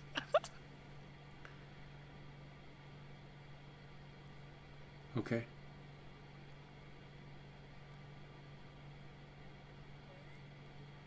On the other side of the door, there is this hallway, but at the end of the hallway, there's stairs that go down. Although your divine sense does not reach the end of the stair, your divine sense immediately returns a powerful undead aura slumbering in there. Okay. And when I mean guys- powerful, I mean headache powerful. Guys, there's a very powerful undead. Like, how compared to, like, the undead champion that I fought before? On a scale of noob to champion. Yeah. On a scale of noob to champion, what are we feeling?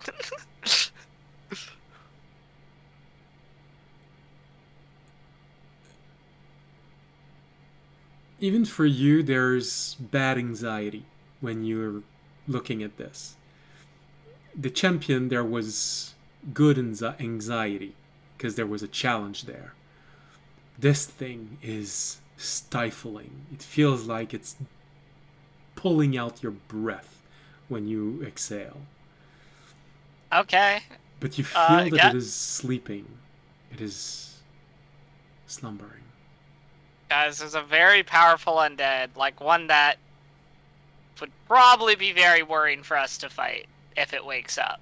But it is asleep right now. Oh.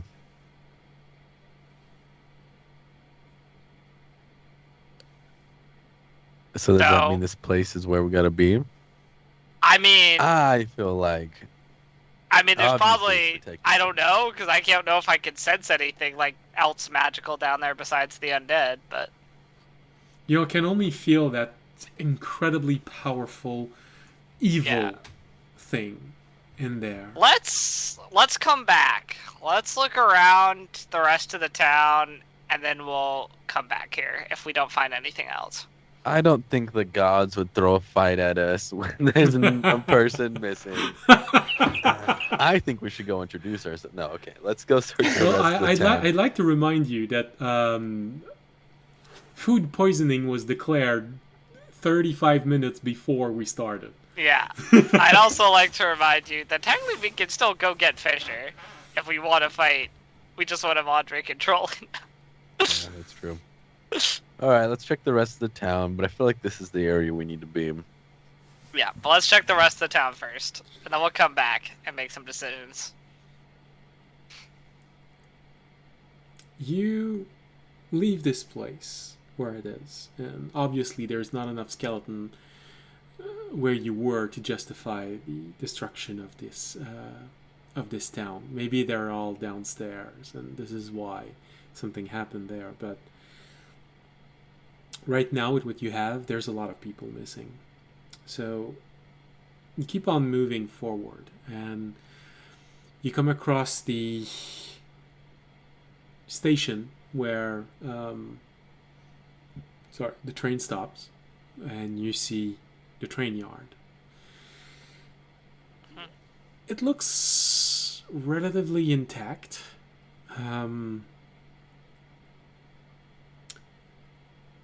The guard hut, there are 3 places where there were probably a building at one point, but there's nothing. The train yard doesn't have any buildings on the upper floor, meaning something leveled the field here.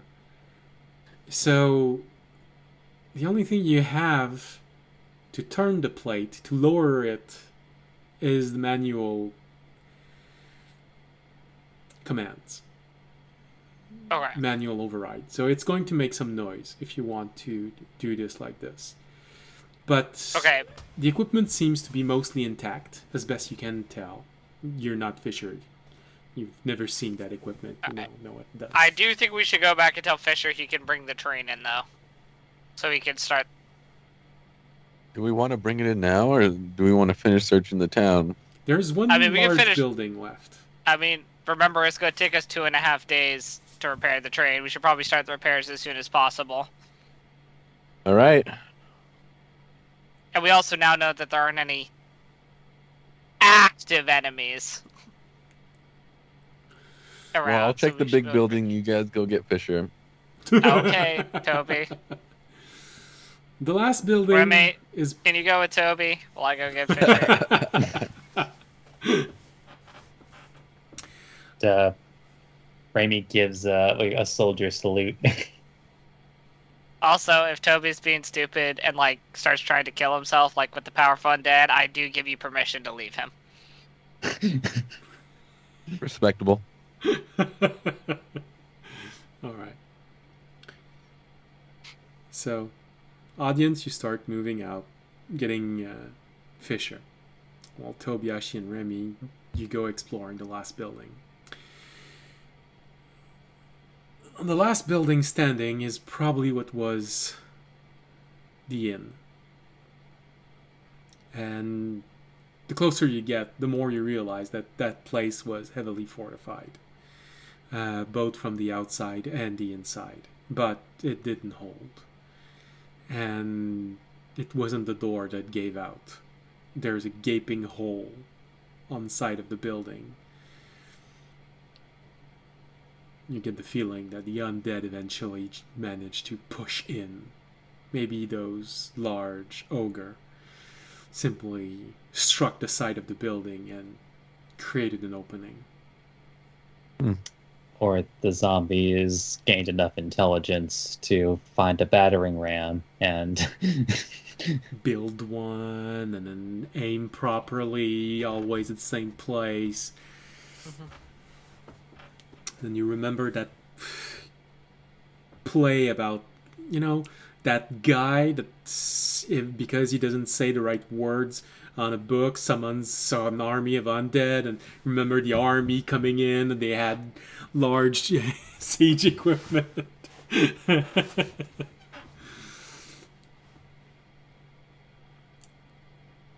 When you go inside, it is obvious that this is where the battle was fought.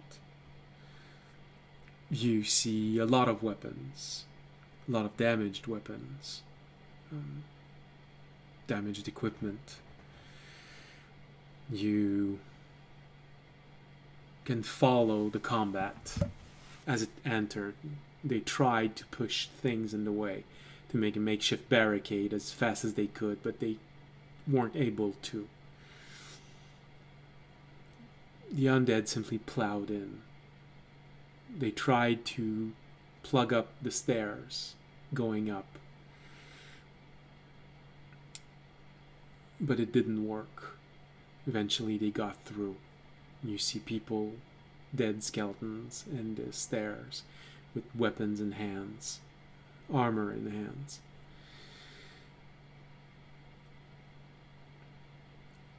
You explore the upper building and you find many rooms where people tried to hold in, but they couldn't succeed.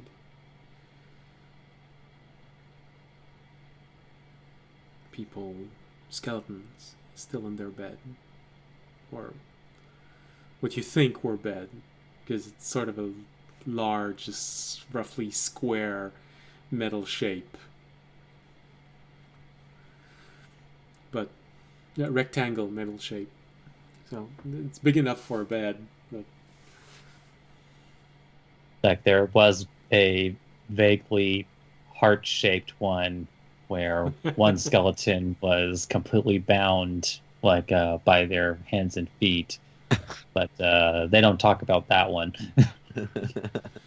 No, you have that place where you enter it and you never tell audience about it, but you enter it and you notice that there are those hands still wrapped to something tied to the ceiling, and there's nothing below the elbow, so you're getting the impression that he got eaten from there. My God.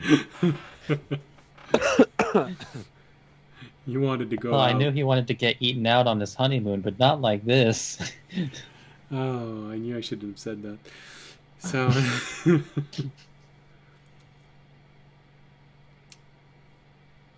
the worst of the image is when you come back down and you notice this door on the side of the stairs. When you push it open, you notice it goes down, probably in the cellar. It's pitch black, but fortunately, so far you haven't found anything which justify being excessively stealthy. There's no feeling of something bad inside. It's reacting normal. You see those skeletons everywhere. I would imagine Remy would open his lantern when it gets too dark. I mean, Remy, yeah, can you shine there's some light no on there's this no way situation? he's going down there without without it. Yeah, you could throw your cat in there first.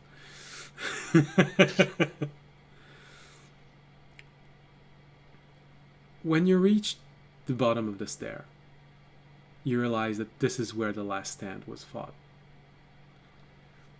There are more armors there, more weapons there than anywhere else. You see several skeletons still holding staffs. You notice that there are a few things in the room which held up the passage of time. Small satchels, bundles of cloth. You notice a few bottles which aren't broken on the floor. A good quantity of gold. There's, it looks like a leather tube that's been split open, but inside there are still papers. I wonder why they were trying to defend this so long. I mean, so hard. And you find this broken barrel with still a little bit of salt at the bottom of it. All right, mission successful. We could go home now, boys. Extraction time. If you want to make an investigation roll, I'll tell you exactly make what one. you find in this room. I'll make one. You can each make Fidel? one, or give help, give advantage to someone. 20, 19 plus 1. All right, Remy.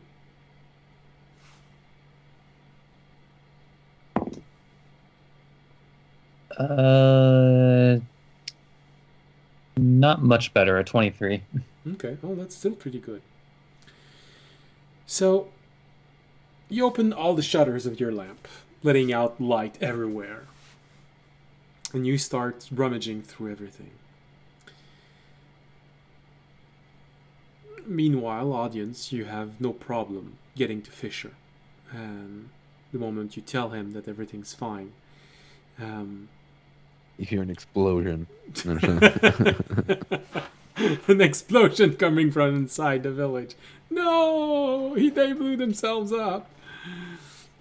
You know, that actually is a real danger for improperly stored, materials and like barrels and boxes and all that. Like a sudden release causing an explosion. Sorry. A real thing. PSA, folks. So, immediately when you tell Fisher that everything's all right and the train yard seems to be okay, although there are no buildings, the equipment seems to be still there. So he immediately starts moving the train inside. It only takes a few minutes going inside, going at a train station. Are you following Fisher all the way to the train station, or are you just... Yeah, no, I would go with him all the way to the train Okay. station, just help him get the train set. Okay. So you go there, and fortunately, you have this moment where you feel the train and going on top of the disc, and oh yeah, that's right. I didn't check if the rail was properly placed. Thank God they were.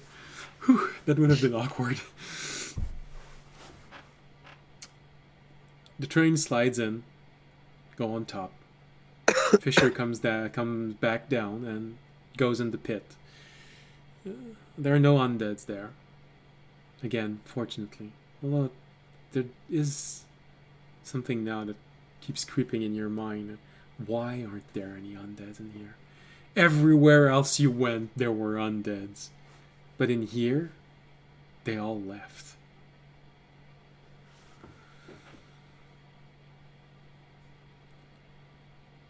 Get off my seat.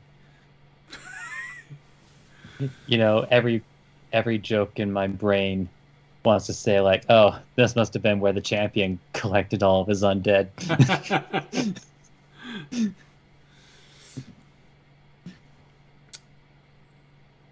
So They just haven't come home yet.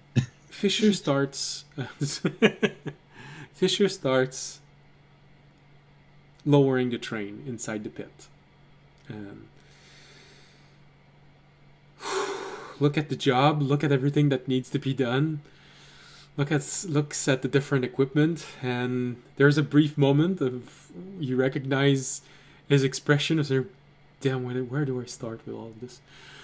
Okay, so he goes and gets some equipment, starts unbolting the metal plates, hooking them up.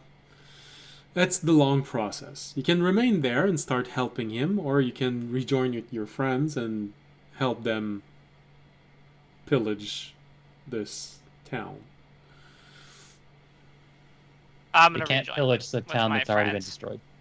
I'm gonna rejoin with my friends. All right. So you let him start doing his things and doing it best he can. I'd say you probably reach back, reconnect with your friends a few moments after they entered the last room in the basement. So you notice there is light coming from the door behind the stair. I would imagine that audience would believe that it's most likely Remy and not an undead that's shedding light. Yes. Okay. I still have to ask because you never know. I did have a player once try to kill another player because of that. So you go down and you see what they saw. A lot of loot. All right. Money on the ground. That leather tube that's been split open. Bottles. Okay. So you start helping to rummage through everything that's there. And Tobiyashi, you can add another 3 pounds of salt.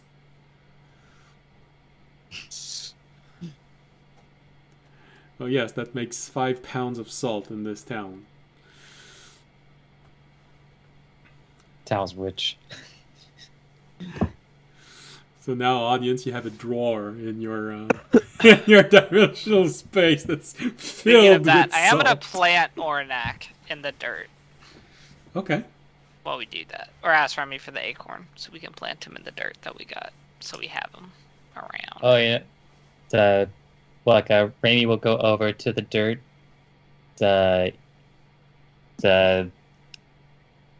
Pulls out his watering can. Is about to say something. Remembers something.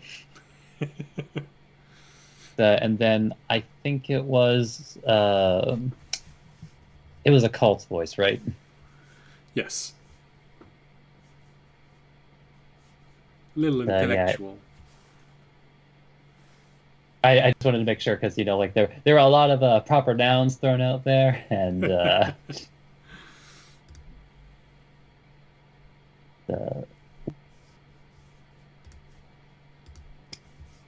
just want to make sure I'm at least pronouncing this correctly.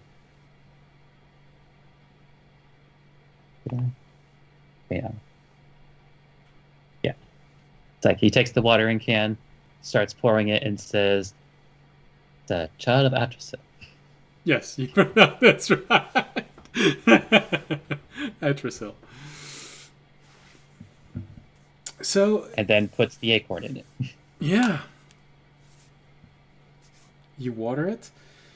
There is this moment where it starts out pretty normal.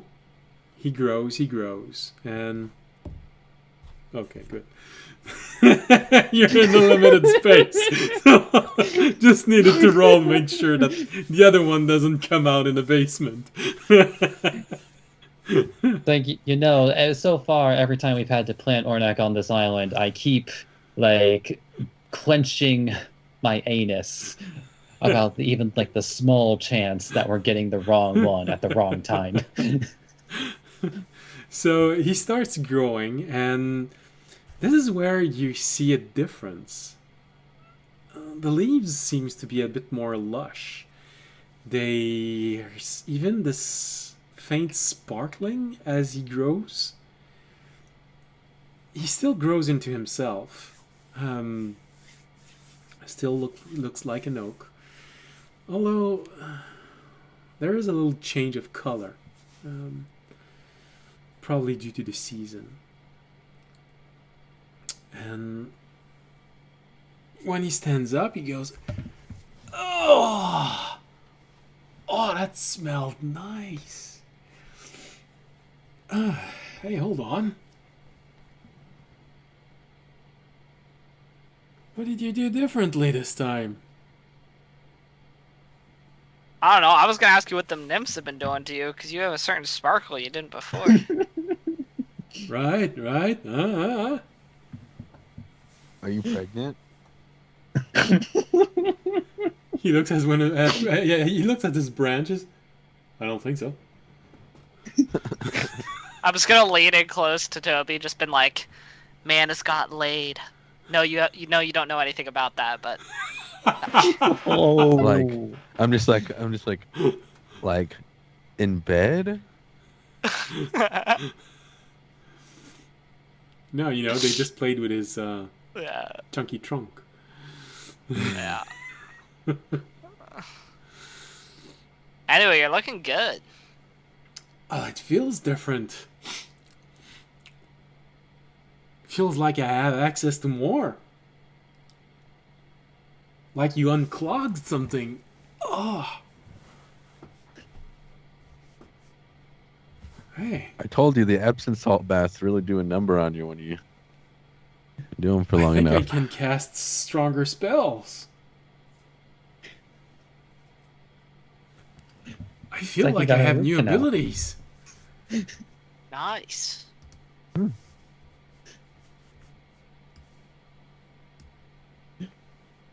Maybe just looking at his watering can is like, shit. Magic water. So, for in D&D terms, Arunak spell list is no longer the spell list of a sidekick. He now has the same spell casting ability as a level 8 druid. Nice. Well, who needed Jorg anyways? What if he actually went back and he defeated Jorg and took his powers? Oh, And we don't now- we don't know what he did, man. All we know is we told him that Jorg might be in the nature realm, and we don't know what Then he happened comes after that. back. He comes back all powerful. If I could make a prediction, I think Jorg found some dryads who forced him into some deal with them to give them their power, and then Ornak came in and then made a deal with the dryads for the dryads to give him Jorg's power. So it's a three-way deal. Except Jorg is the only one who didn't get sex in this. No, Jorg got made a slave. I mean, a slave, but not the fun kind. Yeah, not the fun guy. He will spend an eternity in the nature realm, a constant cuck. Well, to be fair, they usually don't keep their prisoner more than 10 or 15 years. Yeah, 10 or 50 years. I mean, it'll feel like an eternity. Well, no, they take care of them. The reason why they seduce them is because they look nice. So they want to keep them looking nice. But All since right. they're charmed, well, they do what they want, no matter what. So You see, it depends on their perspective of what looks nice and what doesn't look nice. Like, It's shave like- his it's head like and he- start planting leaves on him. like maybe they like fat asses, but then also like gaunt cheekbones. All right. With that pleasant idea of Jorg.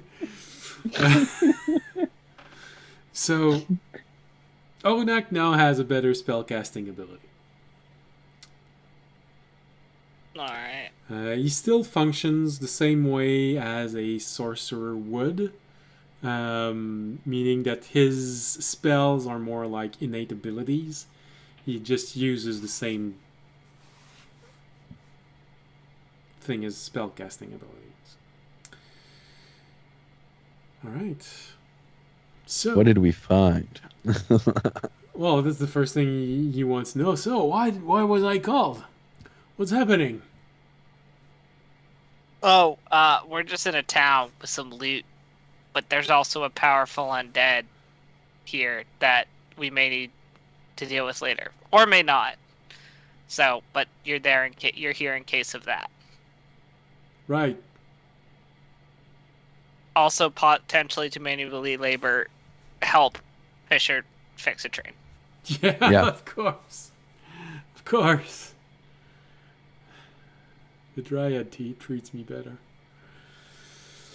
Okay. Raimi I just mean, do you want me to treat you how the Dryad treats you? Because I didn't know you were into that. Your head's not leafy enough. All right. I don't want to go down that road. Anyway, Raimi does, say hi, and then hands over the handkerchief. Right, thanks. And he ties it back inside of his. so what loot do we find down here? So, Well, we found. and then you go. found. We actually found a very magical loot. I'll take it. I'm multi-classing into Barter right now. It's actually the loot of the Dryad. So, Funnily enough. in grand total, with the other building, you found 121 gold, 56 silver, and 182 copper. You know, a lot of Right. peasant. Toby, you can take all of it. You need it. Let's go! In a small box, you find a single pearl. Does Pearl help me? What? The box makes you think that it's a special pearl. Oh, okay. Well, I also know there's gems, which I think I can feed to my dragon, which help me that if they're worth a certain amount, but I don't. If Raimi performed an identify, which ironically requires his own pearl, Pearl to Remy pulls identify down the his pearl. pants. No, I'm kidding. Well, first I'm gonna finish saying what's inside. yeah. Inside the scroll. Okay, well, we'll just say that if anything seems suspicious, Raimi will attempt to identify it. The pearl seems a little suspicious. Inside of the letter tube, which has been split open, unfortunately there are a lot of paper in there, and many of them have been damaged. See, there's a good maybe 6 or 7 of them which were damaged, and you sort of notice that they were all scrolls. But amongst them, you find 5 scrolls which are intact. So, yeah. Do these have like nothing on them? Oh no, they 5 spell casting scrolls. It was a scroll case, probably from someone that was able to use magic. In the fight, the scroll case got damaged, and some of the scrolls were lost, but some of what he had is still usable. Remember, you can identify those two. Yeah. Luckily, Raimi has his own scroll case to keep these. In a pile of broken potions, you do find 2 potions which weren't destroyed. They look very similar to the potions of superior healing that you have. Ooh, I used one of those. I need a new one. There is a satchel on the floor which looks oddly pristine. I feel like Remy might want that. I would. Or Toby. I just wanted to look inside of it. Well, you take it and you look inside? Yeah. There's probably a Zombie moment hand where... creeps out. No, I already did it. I'm allowing it. Explosion. It's the legend of the bag man. Or like at least the I start get of it. sucked into the bag. Damn, we lost another one. Oh, there goes If Toby gets sucked into that bag, can we put that bag in his body bag?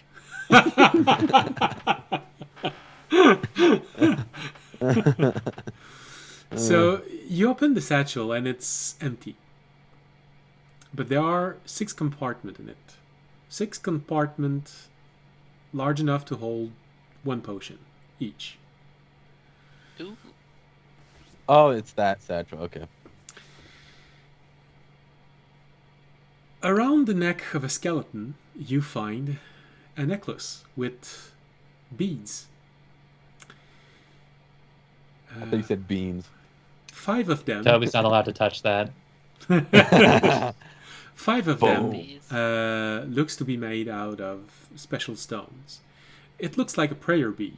So all of the other beads are made of wood, but 5 of them are actually different stones. Okay. Around the Let's just say we're adding that all to the pile in front of Remy. All right. Yeah. There you go. We're just throwing shit in front of Remy. Just like Ramy's just like seeing the literal pile of work starting to accumulate. Remy, got some more homework for you. Wait, he's gonna have PTSD. Remember what he said to us before we left? In another corner, you find what you think was probably a monk, because the hands are wrapped. It's a skeleton, but the hands are wrapped.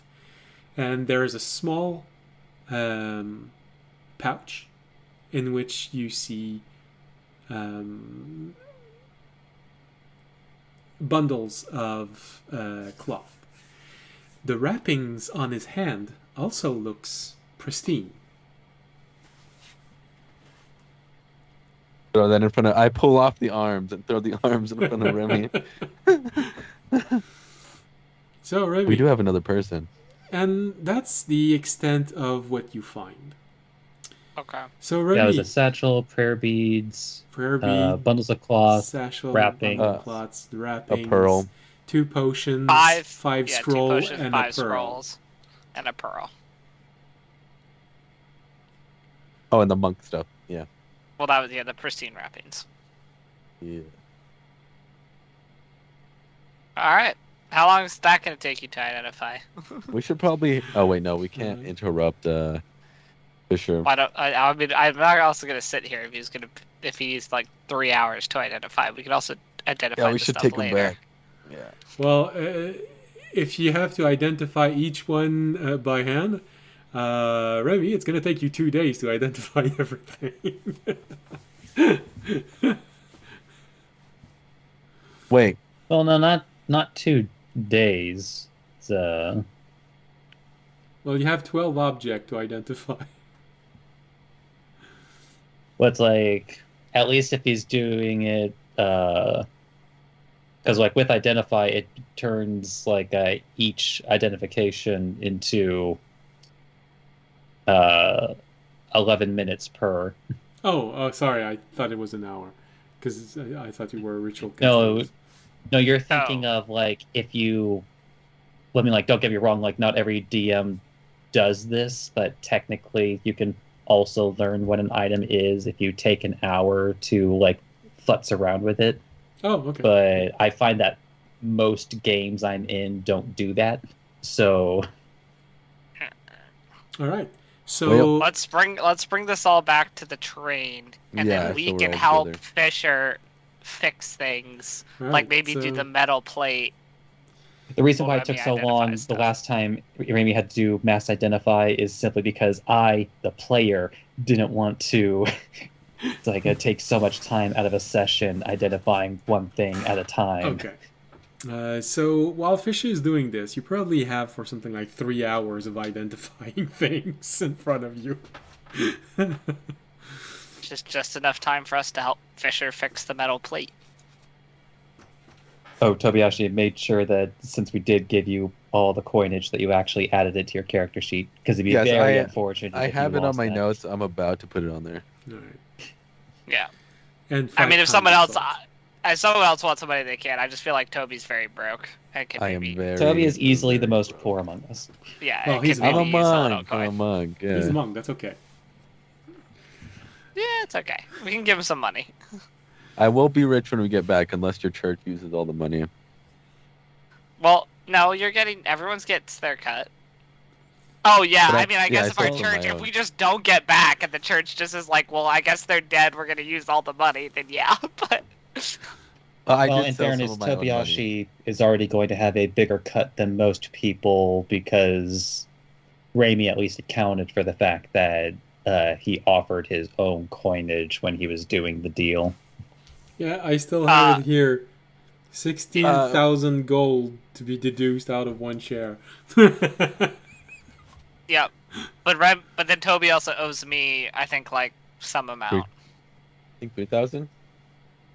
I have 47,000 wrote here for some reason. Well, I think that might have been the total. I don't know if Yeah. there's a That you share. will Maybe. be. We'll owed. figure that out later. Okay. I'm sure. All I'm right. sure you don't have 40,000 gold. No, I don't have that. No. not on I have made a note somewhere. Okay. Yeah. There was a note of how much we were getting. All right. So, well, that might have been the gold from the information that Remy sold, which this gold is going to go to Audience's church. The other gold income is the parts which are slowly being sold by someone in the garden. That income is secured no matter what happens. Your church can't steal it. No. Well, for me, it wouldn't be stealing. It would be utilizing to the benefit of all. Yeah. All right, so Remy, you start identifying as you hear the sound of ting, ting, ting. And you see your friends just helping Fisher. Oh, hey, we get someone that says hello, friends. Oh, hello, friends to you. Oh. So you hear your friends starting to make the repairs on the train. Remy, as you are unfolding everything, identifying everything.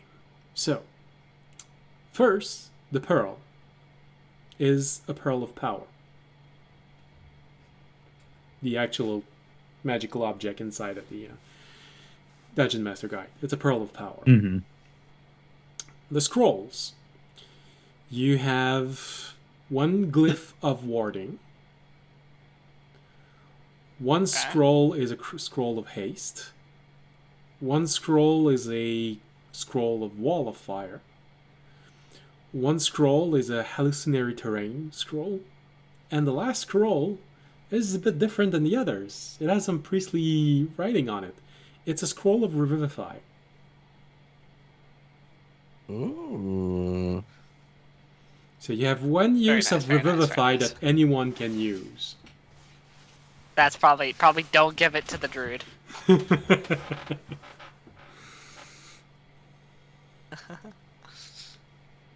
think that should go to Remy. Yeah, I feel like Remy, except for last fight, usually I feel like Remy's gonna have the best chance to res somebody. Oh, we got raided. Really? Yes. Oh, I didn't see. Yeah. Damn, nice. I had a pearl of power.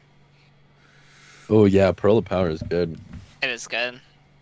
It's good for multiple people in this party too. Hey, that's Pretty nice. much good for almost everybody. Yeah.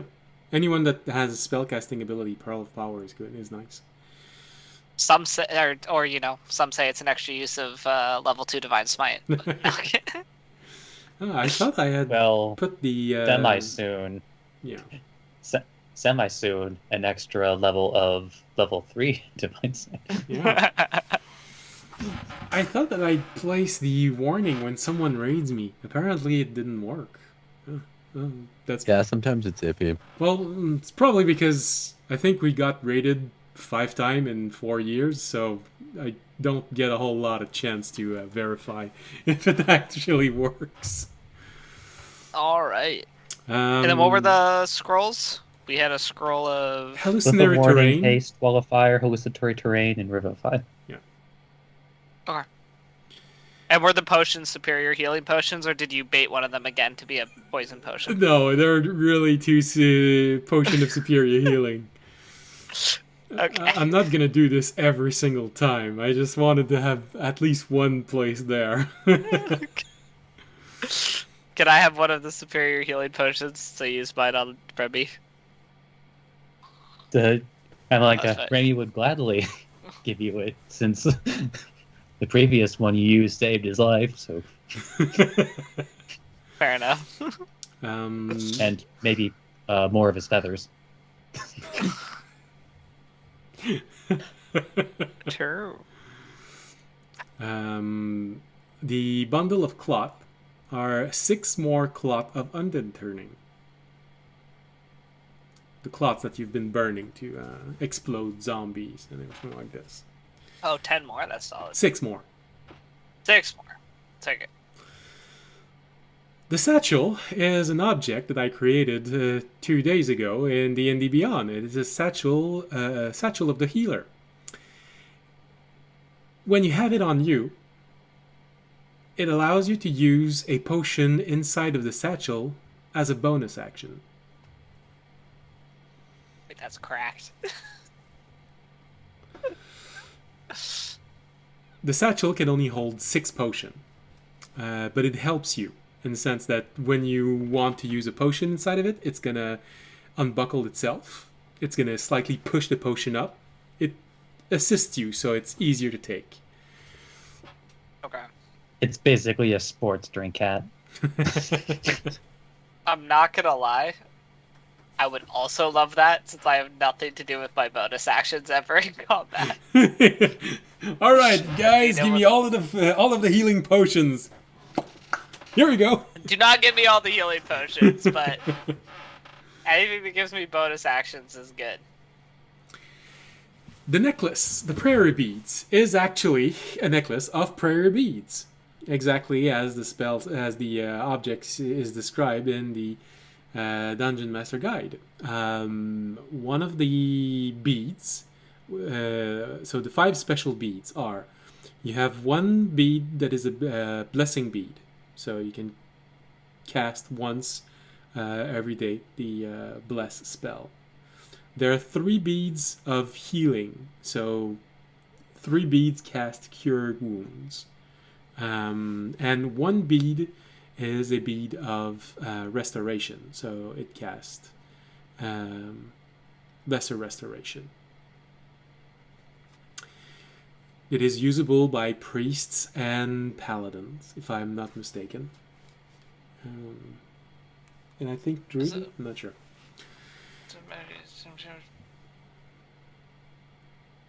Okay, so they were just the cure wounds and... It's just that I chose which special beads were on the necklace, that's all. But it's exactly as described in the...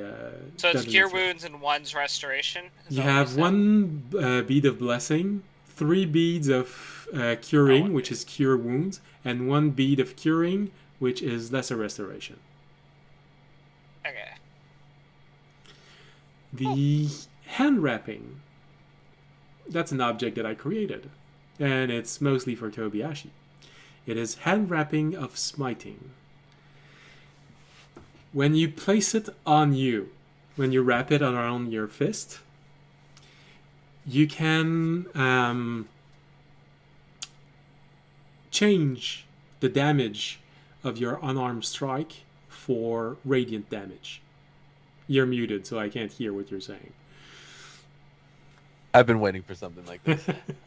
Yeah, I it was gonna felt try to like get it you made were when I at got back. disadvantage compared to everyone else. So, come on. Hey, Toby, I noticed you can do radiant damage now. Usually that's attached to a god, so I just wanted to offer it. We'll talk about this when we get out of here. Alright. And I believe that's everything you found. But I'm not denying the offer. We appreciate it. Alright. I guess by that time we'd probably have almost fixed the metal. Yeah, you're reaching the end. Oh, what were they called? I want to add it to my inventory. What is it Hand called? wrapping of smiting. Do we, does someone have all of these written down somewhere? I do have these all written down. Although, Okay, just to perfect. clarify, the prayer bead necklace again: 1 of blessing, 3 of healing, and 1 of restoration. Exactly. Okay, Yeah. making sure. And either me or Oranak can have it, I think. Yeah, clerics, druids, or paladins. It is an attunement slot. But honestly, it might be better. I was going to say, it might be better on Oranak if Oranak can attune. He can. Okay. And just in case you're wondering, if he attunes to an object, it's going to go back with him. So you won't have to give him... Okay, so we don't have to worry about it still being on his person when his tree is destroyed.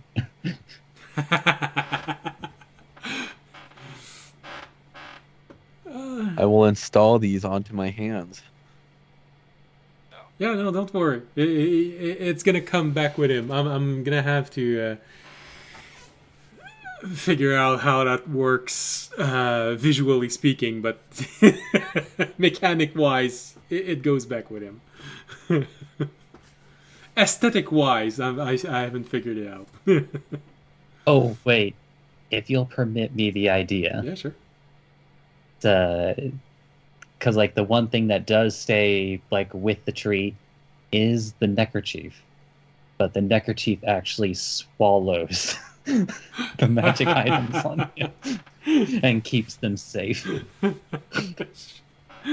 Sure, why not? An evil hand comes out and hands it to him. He's like, "Here you go. Yeah, sure, why not? Take it." When you attunes to Alright. something, it goes to the handkerchief of murderous intentions. Hey, it's gonna be well guarded. Anyone that's gonna want to grab the Onak stuff is going to have to go through the handkerchief of murderous intention. Yeah. Alright, let's go try out all these new cool items by dying to a powerful undead. Let's go.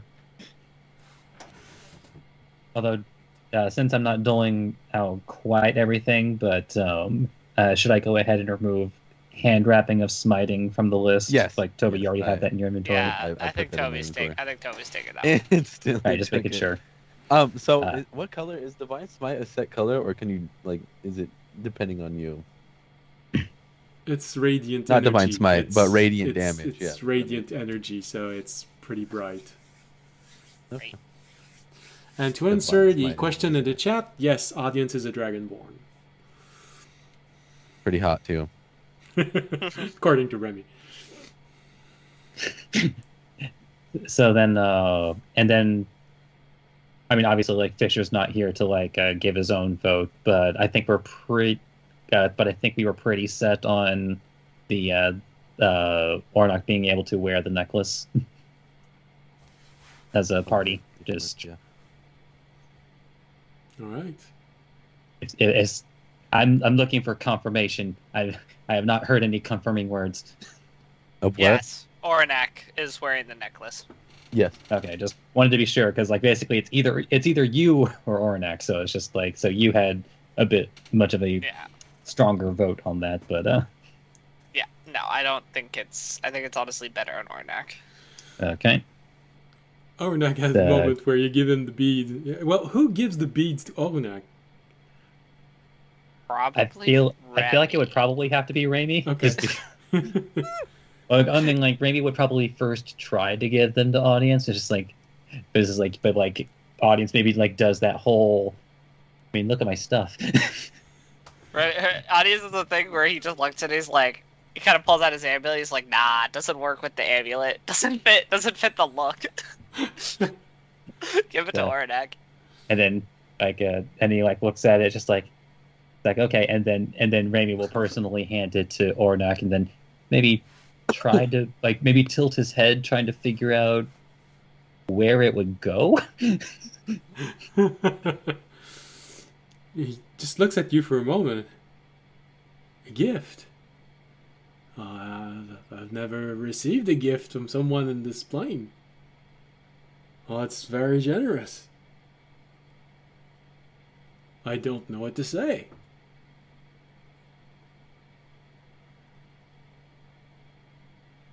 Wow. It's nothing, buddy. You're one of us now.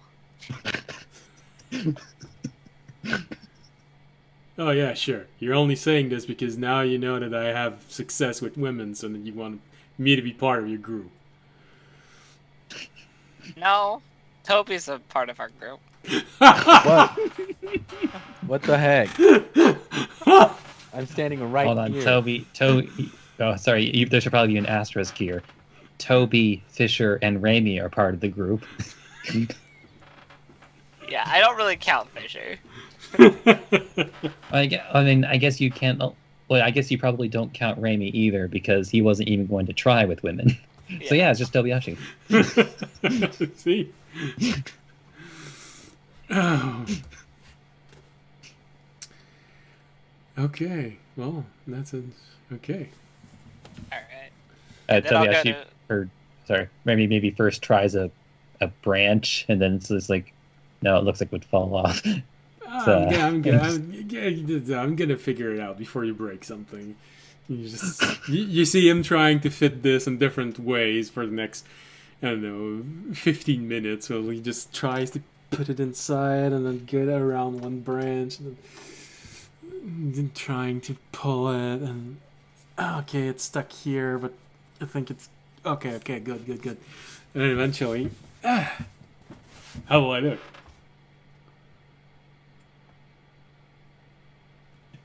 so where did he actually decide to put it? I'm curious. Well, Just like on a.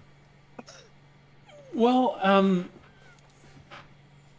since his face does stick out a little bit, it's just triangular in shape. What he did is tie it behind his face on a large branch, and it's just hanging out like this, but sort of as if he had a really huge hearing. That's hanging from the side of his head, and it's slowly, slightly pushed to the center. So it sort of looked like a pendant. I mean, honestly, like, but how you described it, it almost made me think like he just gave himself like a ponytail. Yeah, the Padawan ponytail. Yeah. Stall. All right. But yeah, Raimi gives a talent up. Hey, I've never had any jewelries. I wonder if she'll like it. Fisher, I know you enjoy fixing the train. It's very important, but I would actually like you to come with us to check out this crypt in case things go sideways.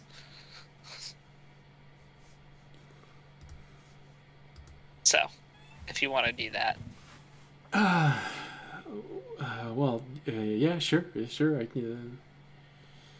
I mean, if it's something that we're gonna need to take care of, might as well. One more item of concern, or possibly direct concern. How are we splitting the cloths? Should Raimi hold on to them, or split them between himself and Tobiashi? Or I'd say split between you and Toby. I already You have the better two. wisdom. what did you say, Toby? Oh, I already have two. I still have two. Sorry. Well, I mean, like basically, if we split it half and half, then you would get three more. Raimi and you would each get 3 claws each. Okay. I mean, that sounds good to me. I don't mind either or. Well, each of us only has like one action to ourselves in a combat, so Yeah. Okay. All right. I'll take them. I guess technically you could potentially use 2 claws at once, but let's not get too crazy. Yeah. Use a cloth, step of the wind, move like 80 feet, use another cloth. Action surge. Use a scroll.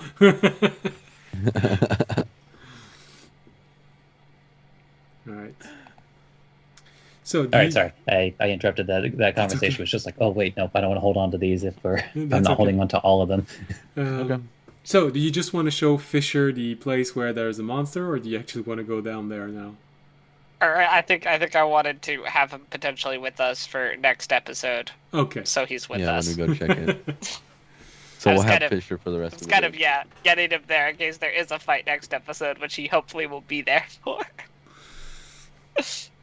Well, He's not allowed to eat before next session.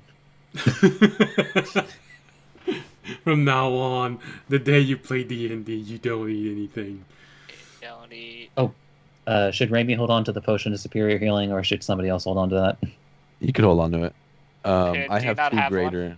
I have 2 greater healing potions. The last superior healing potion almost killed me. So, Yes. I'm kind of scared of using potions at this moment. I now have In-game. 1 potion of healing superior. Those were properly yes, I mean, you can take it. identified. So, But I that was don't like know the- if Fisher has a potion. I have 3 greater potion healing potions, but not superior. You could have it. I have 2 greater. I'll be I fine. don't know what Fisher has. I have a way to heal myself too. I would also take monthly. one of those potentially potion of greater if I end up with the satchel, just so I could have another bonus action I heal. can use my key points to heal myself. Okay, yep. Like Raimi will give you one of his graders, and then he'll hold onto the superior. Okay, sounds good. All right. So my question is, are you planning on going to explore the crypt, or is it just that you want Fisher to be aware of this place? I think we're gonna go explore it. You're gonna want to go explore the crypt. Okay, well that just tells me when I should end the stream, because you're still going to be there for 2 days. Fisher has a lot of work to do every single day.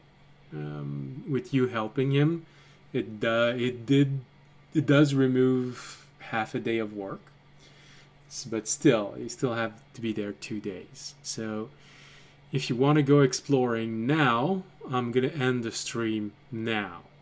If you don't want to go exploring now, then I can fast forward this to the end of the day and possibly through the night. I think now would be, Yeah, I think now. yeah. All right.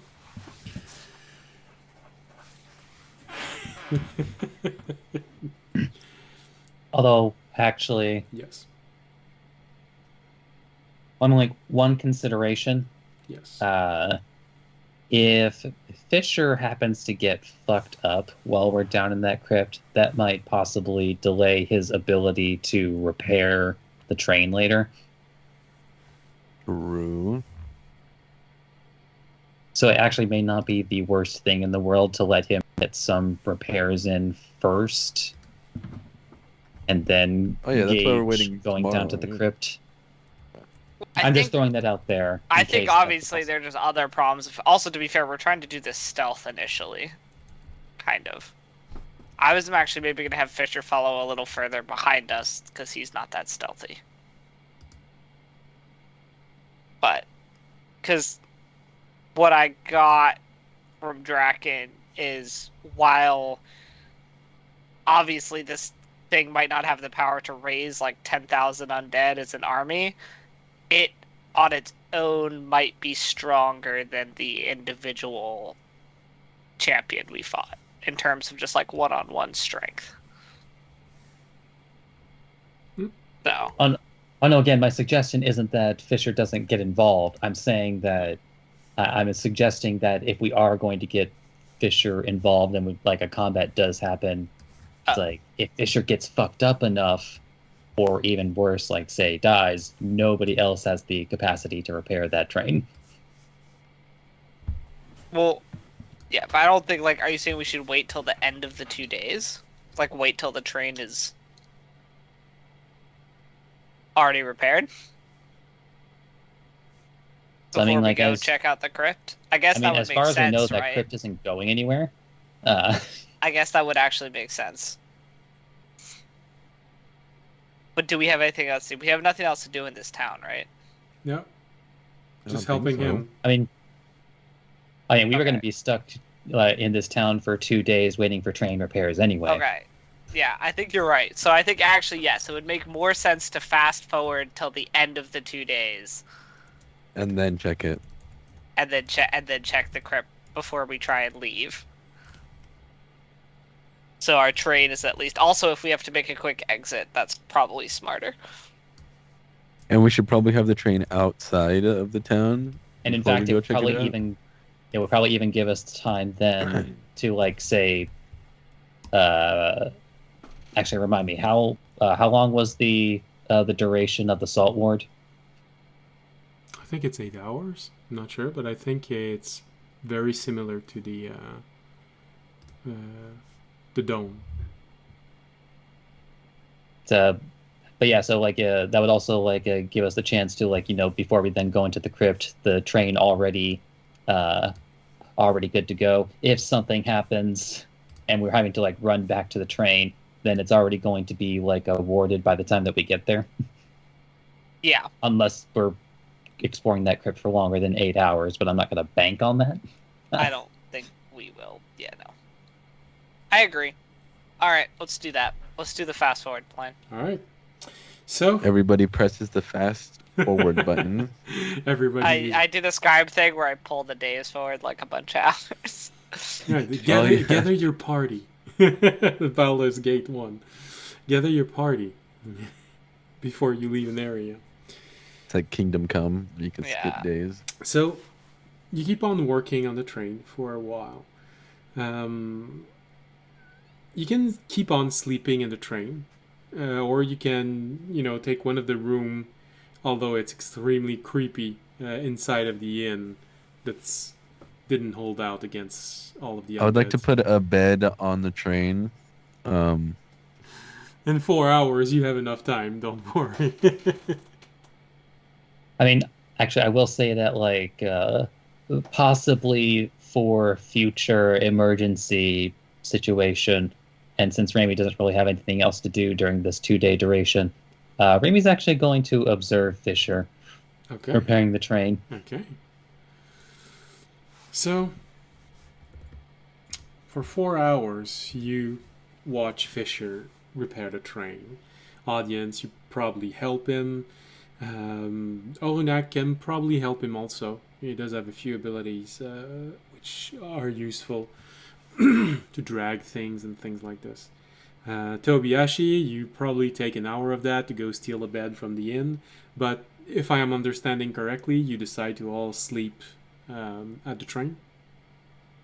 Mm-hmm. Okay.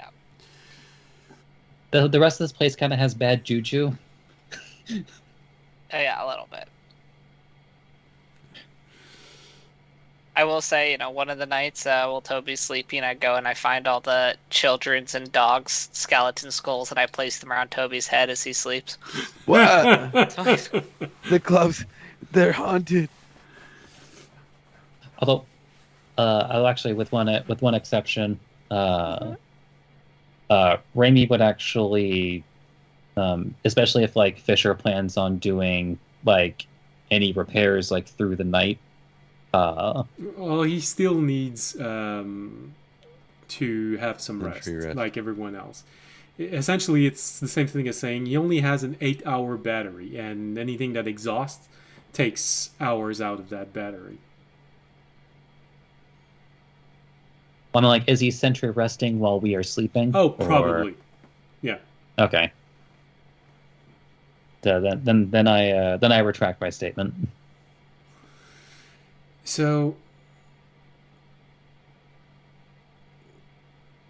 the day goes by, and you help him.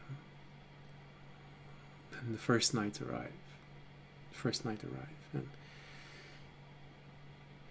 you all go to bed, bundle up inside of the train.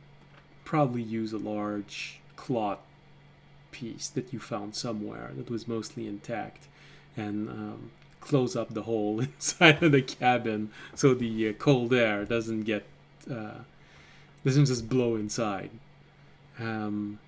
Put the orb over in case it snows. Yeah. Maybe even start up the engine so there's a little bit of heat coming off. Sort of make a little stove. Fisher noticed this during the night, but if any of you wake up, or if any of you take a little bit of time before going to bed, or wakes up just to go pee, I don't We all do sleep in the same bed, though. It's canon. know. It's cold out. I'm pretty sure Fisher would have woken at least one of you when he saw this. During the night, as he's sentry resting and looking toward the town, you can hear this breathing.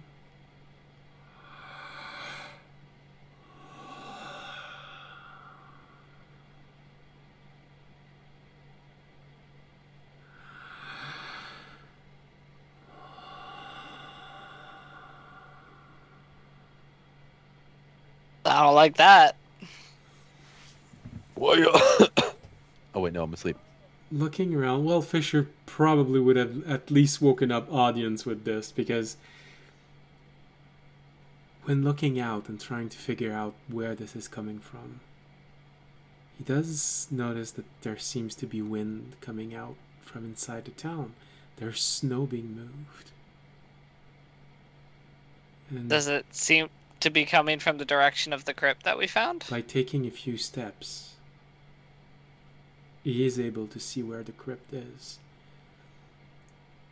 And yes, there is indication that wind is being blown out and taken in the crypt. But not only this, when he looks out, he sees a group of zombies moving toward it and entering. Small group, 5 zombies. They never come out. Guys, it's just Club Undead. Don't worry about it. Yeah. We're having a rager down there. Okay. Oh, we learned where the zombies go. Or went. Maybe. Or it might be. Audience is gonna roll. What would that be? Because he studied undead. What would that be? Religion? Religion roll? See if he knows anything. Yeah, He's seen this yeah, before. religion would work.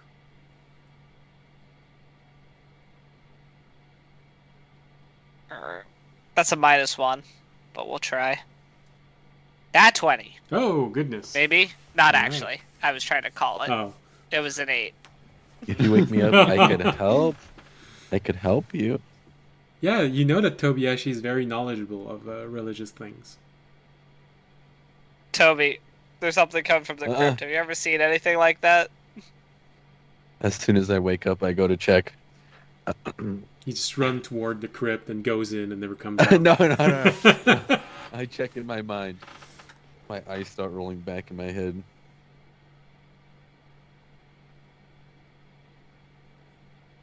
Eyes roll on the 17. back of his head. 17. So, watching this, you seeing the breathing of this building, the zombies just walking inside and disappearing. And as you're watching, you even see one screamer going in there It's alone. Tuesday. And he just goes in and that never comes out.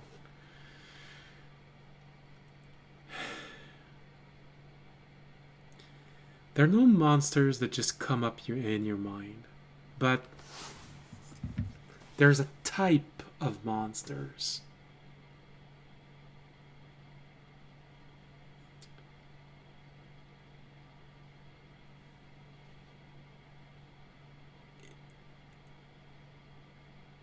Usually it's more of a wall, but you've heard about this becoming rooms or entire buildings.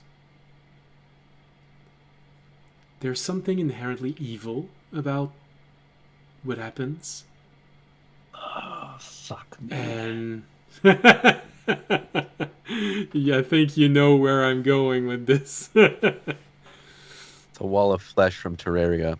Great, for all thanks, the I hate it. Also, you're not that far off. Continue. Really? Okay. It's a monster from 2nd edition that I'm Oh. adjusting slightly. There's something inherently evil, a presence that once it becomes something, it will start eating creatures that comes close.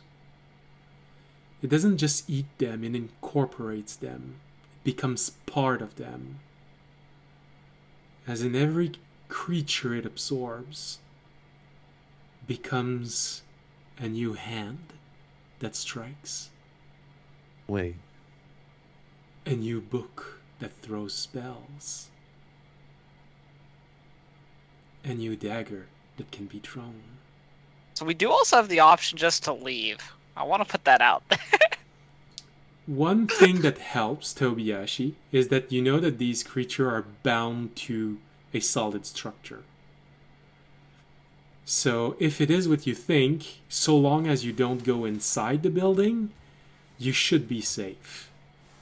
burn But it to the it's- ground. But it's been there, possibly from someone that was killed, someone that was very powerful, but that was killed in an extremely gruesome way, and that resentment, that suffering, just festered and created that. And by looking at one undead entering in, that thing has been feeding for centuries. Again, I'm gonna put out there, we can just leave. I'll tell them that I'm like, this. I've never seen one. I don't think I want to see one. Maybe we should just leave tomorrow. I don't think it Well, could chase us. We'll discuss Bound to this it. area. Discuss. I mean, it's a powerful undead, right? Like we're supposed to kill those. I'm Yeah, but it can supposed to absorb kill us. It absorbs everything So that it comes in just- contact with. Just a reminder, audience, you didn't feel an undead present. You felt an evil presence. Yeah. Also, I don't know. I don't have a great argument right now. Give me a week. I'm like, wait, you're a religious person and you don't know about this? What is it?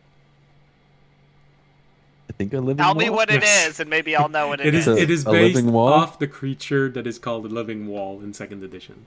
Okay, well now Um, I need to make another roll to see if I know what a living wall is. Now that At you've told me first- what it is.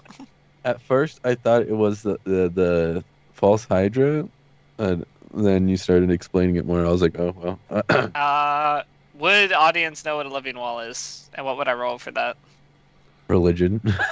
Yeah. You could roll religion or arcana. Religion I would increase the DC because you already done that. Arcana, I wouldn't increase the DC. Okay, well I'm gonna fail either way because I'm a -1, but I'll try. Oh, that's a 16. For pretty good. religion or arcana? Arcana. Arcana. Well, yeah, that's incredibly creepy. Usually it doesn't eat undead. It eats adventurers. It draws them in. It's usually something that's created, but on some occasion it does appear by itself. And the thing is that it will draw in adventurers by whispering at them. The closer you get, the more you hear the whispers of those that were absorbed by the creature. You hear them saying, "Please help me, please." And they even extend a hand out. And just to draw in people even more, the gold, gems, and things like this are all at the bottom of the wall. If you try and grab them, if you try and grab one of the hand to try and free someone, the wall is going to grab you and slowly try and absorb you. Every single person that is absorbed become a part of the wall. So if the wall adds a warrior, it will gain all of the abilities of the warrior, including the extra attack. So if it add, for example, 5 level 5 warriors, it ends up having 10 attacks. I see. If it absorbs a mage, it has access to all of the spells it had memorized when it got absorbed. Any weaknesses that I know about?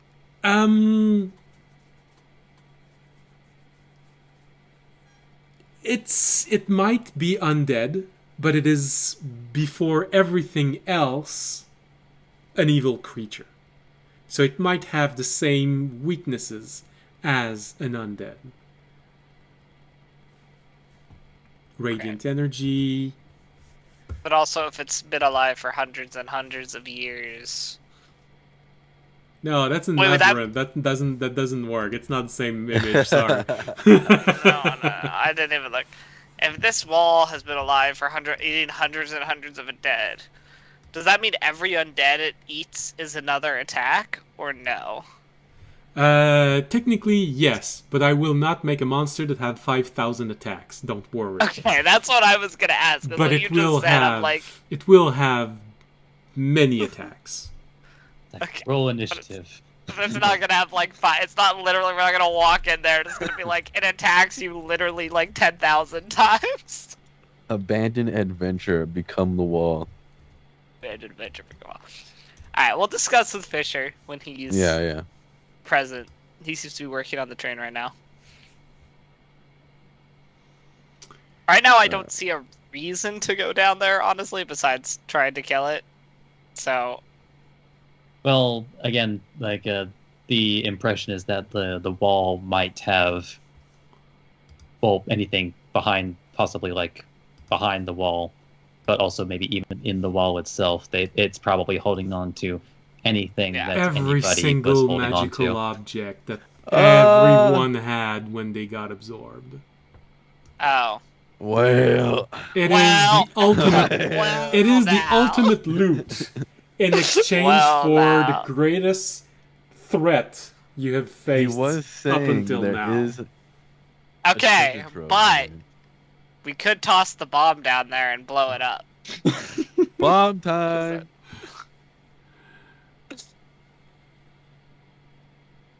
I'm just put. All right, we'll discuss this more next week.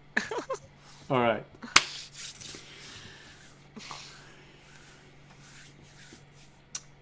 So that's what happened after your first day of sleep in this place, and you realize that wow, that's what at the bottom of this. Are we done? I'm going back to bed. Audience, we can see that you are torn by this discovery.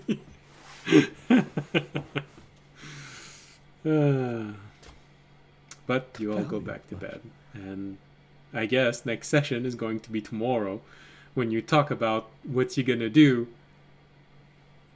Probably just before leaving. The wall of flesh is too arousing.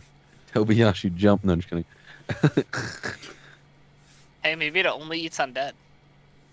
Maybe. Doubt it. Doubt Well, it. okay. If it only had undead to eat, then it's undead warriors, which means it's weak. Or maybe it only eats undead because it ate those spiders that we fought before, so it can create multiple copies of itself within itself. Oh no. So basically, it's been eating itself for the past 100 years. A dimensional wall of flesh. And judging by the way that it's breathing, it's sort of obvious that it took over at least an entire room, and it literally is breathing. It's a living crypt that you're going to be I facing. mean, if we make an orb, your orb. Oh no, it doesn't fully surround us though, right? So it can still get to the. Never mind. All right. Alright, well, again, we'll talk about it more next yeah. week. All right. So this is where we're going to end today's stream. Think about it. Make sure that you are taking the decision you really want to take. It's not because I put up a monster there that you're meant to destroy it right now. It could be something for later. Just saying. I feel that's a hint that maybe we shouldn't fight it. No, but we have to waste all the loot we just got to get more loot. It's the process of things. Hey, it's up to you. You already had a significant amount of loot. Yeah. Maybe we at least hit level 9 and then come back. Yeah, well, that's up to you. Alright, so let's finish today's stream here. We're gonna start the crackling. Charisma check.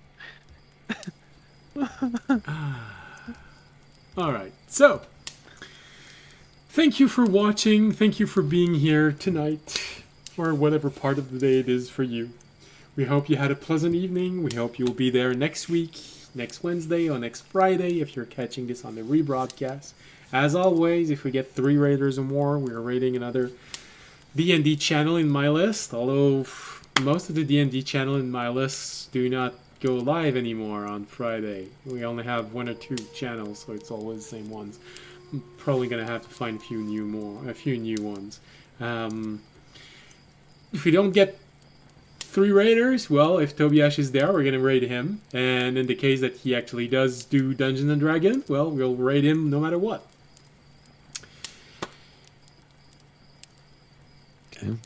And no pressure. Oh God, why did I read that last comment? I know, Covert. Just you win. That bard is gonna try to fuck a wall. A wall of flesh. Alright, so like I was saying, if you enjoyed the show, remember you can support us by following us, leaving a comment, leaving a like on Twitch, Twitter, YouTube. You can also support our stream by making a donation, becoming a Patreon, subscribing on Twitch. But if you can't do any of those, there's always this very free thing you can do, and that's spreading the word of this channel. It helps tremendously, I promise. So, until next week, we hope we'll see you there. We hope you'll have a pleasant week. And as always, stay safe and stay healthy. Good night. Good night. Jenny.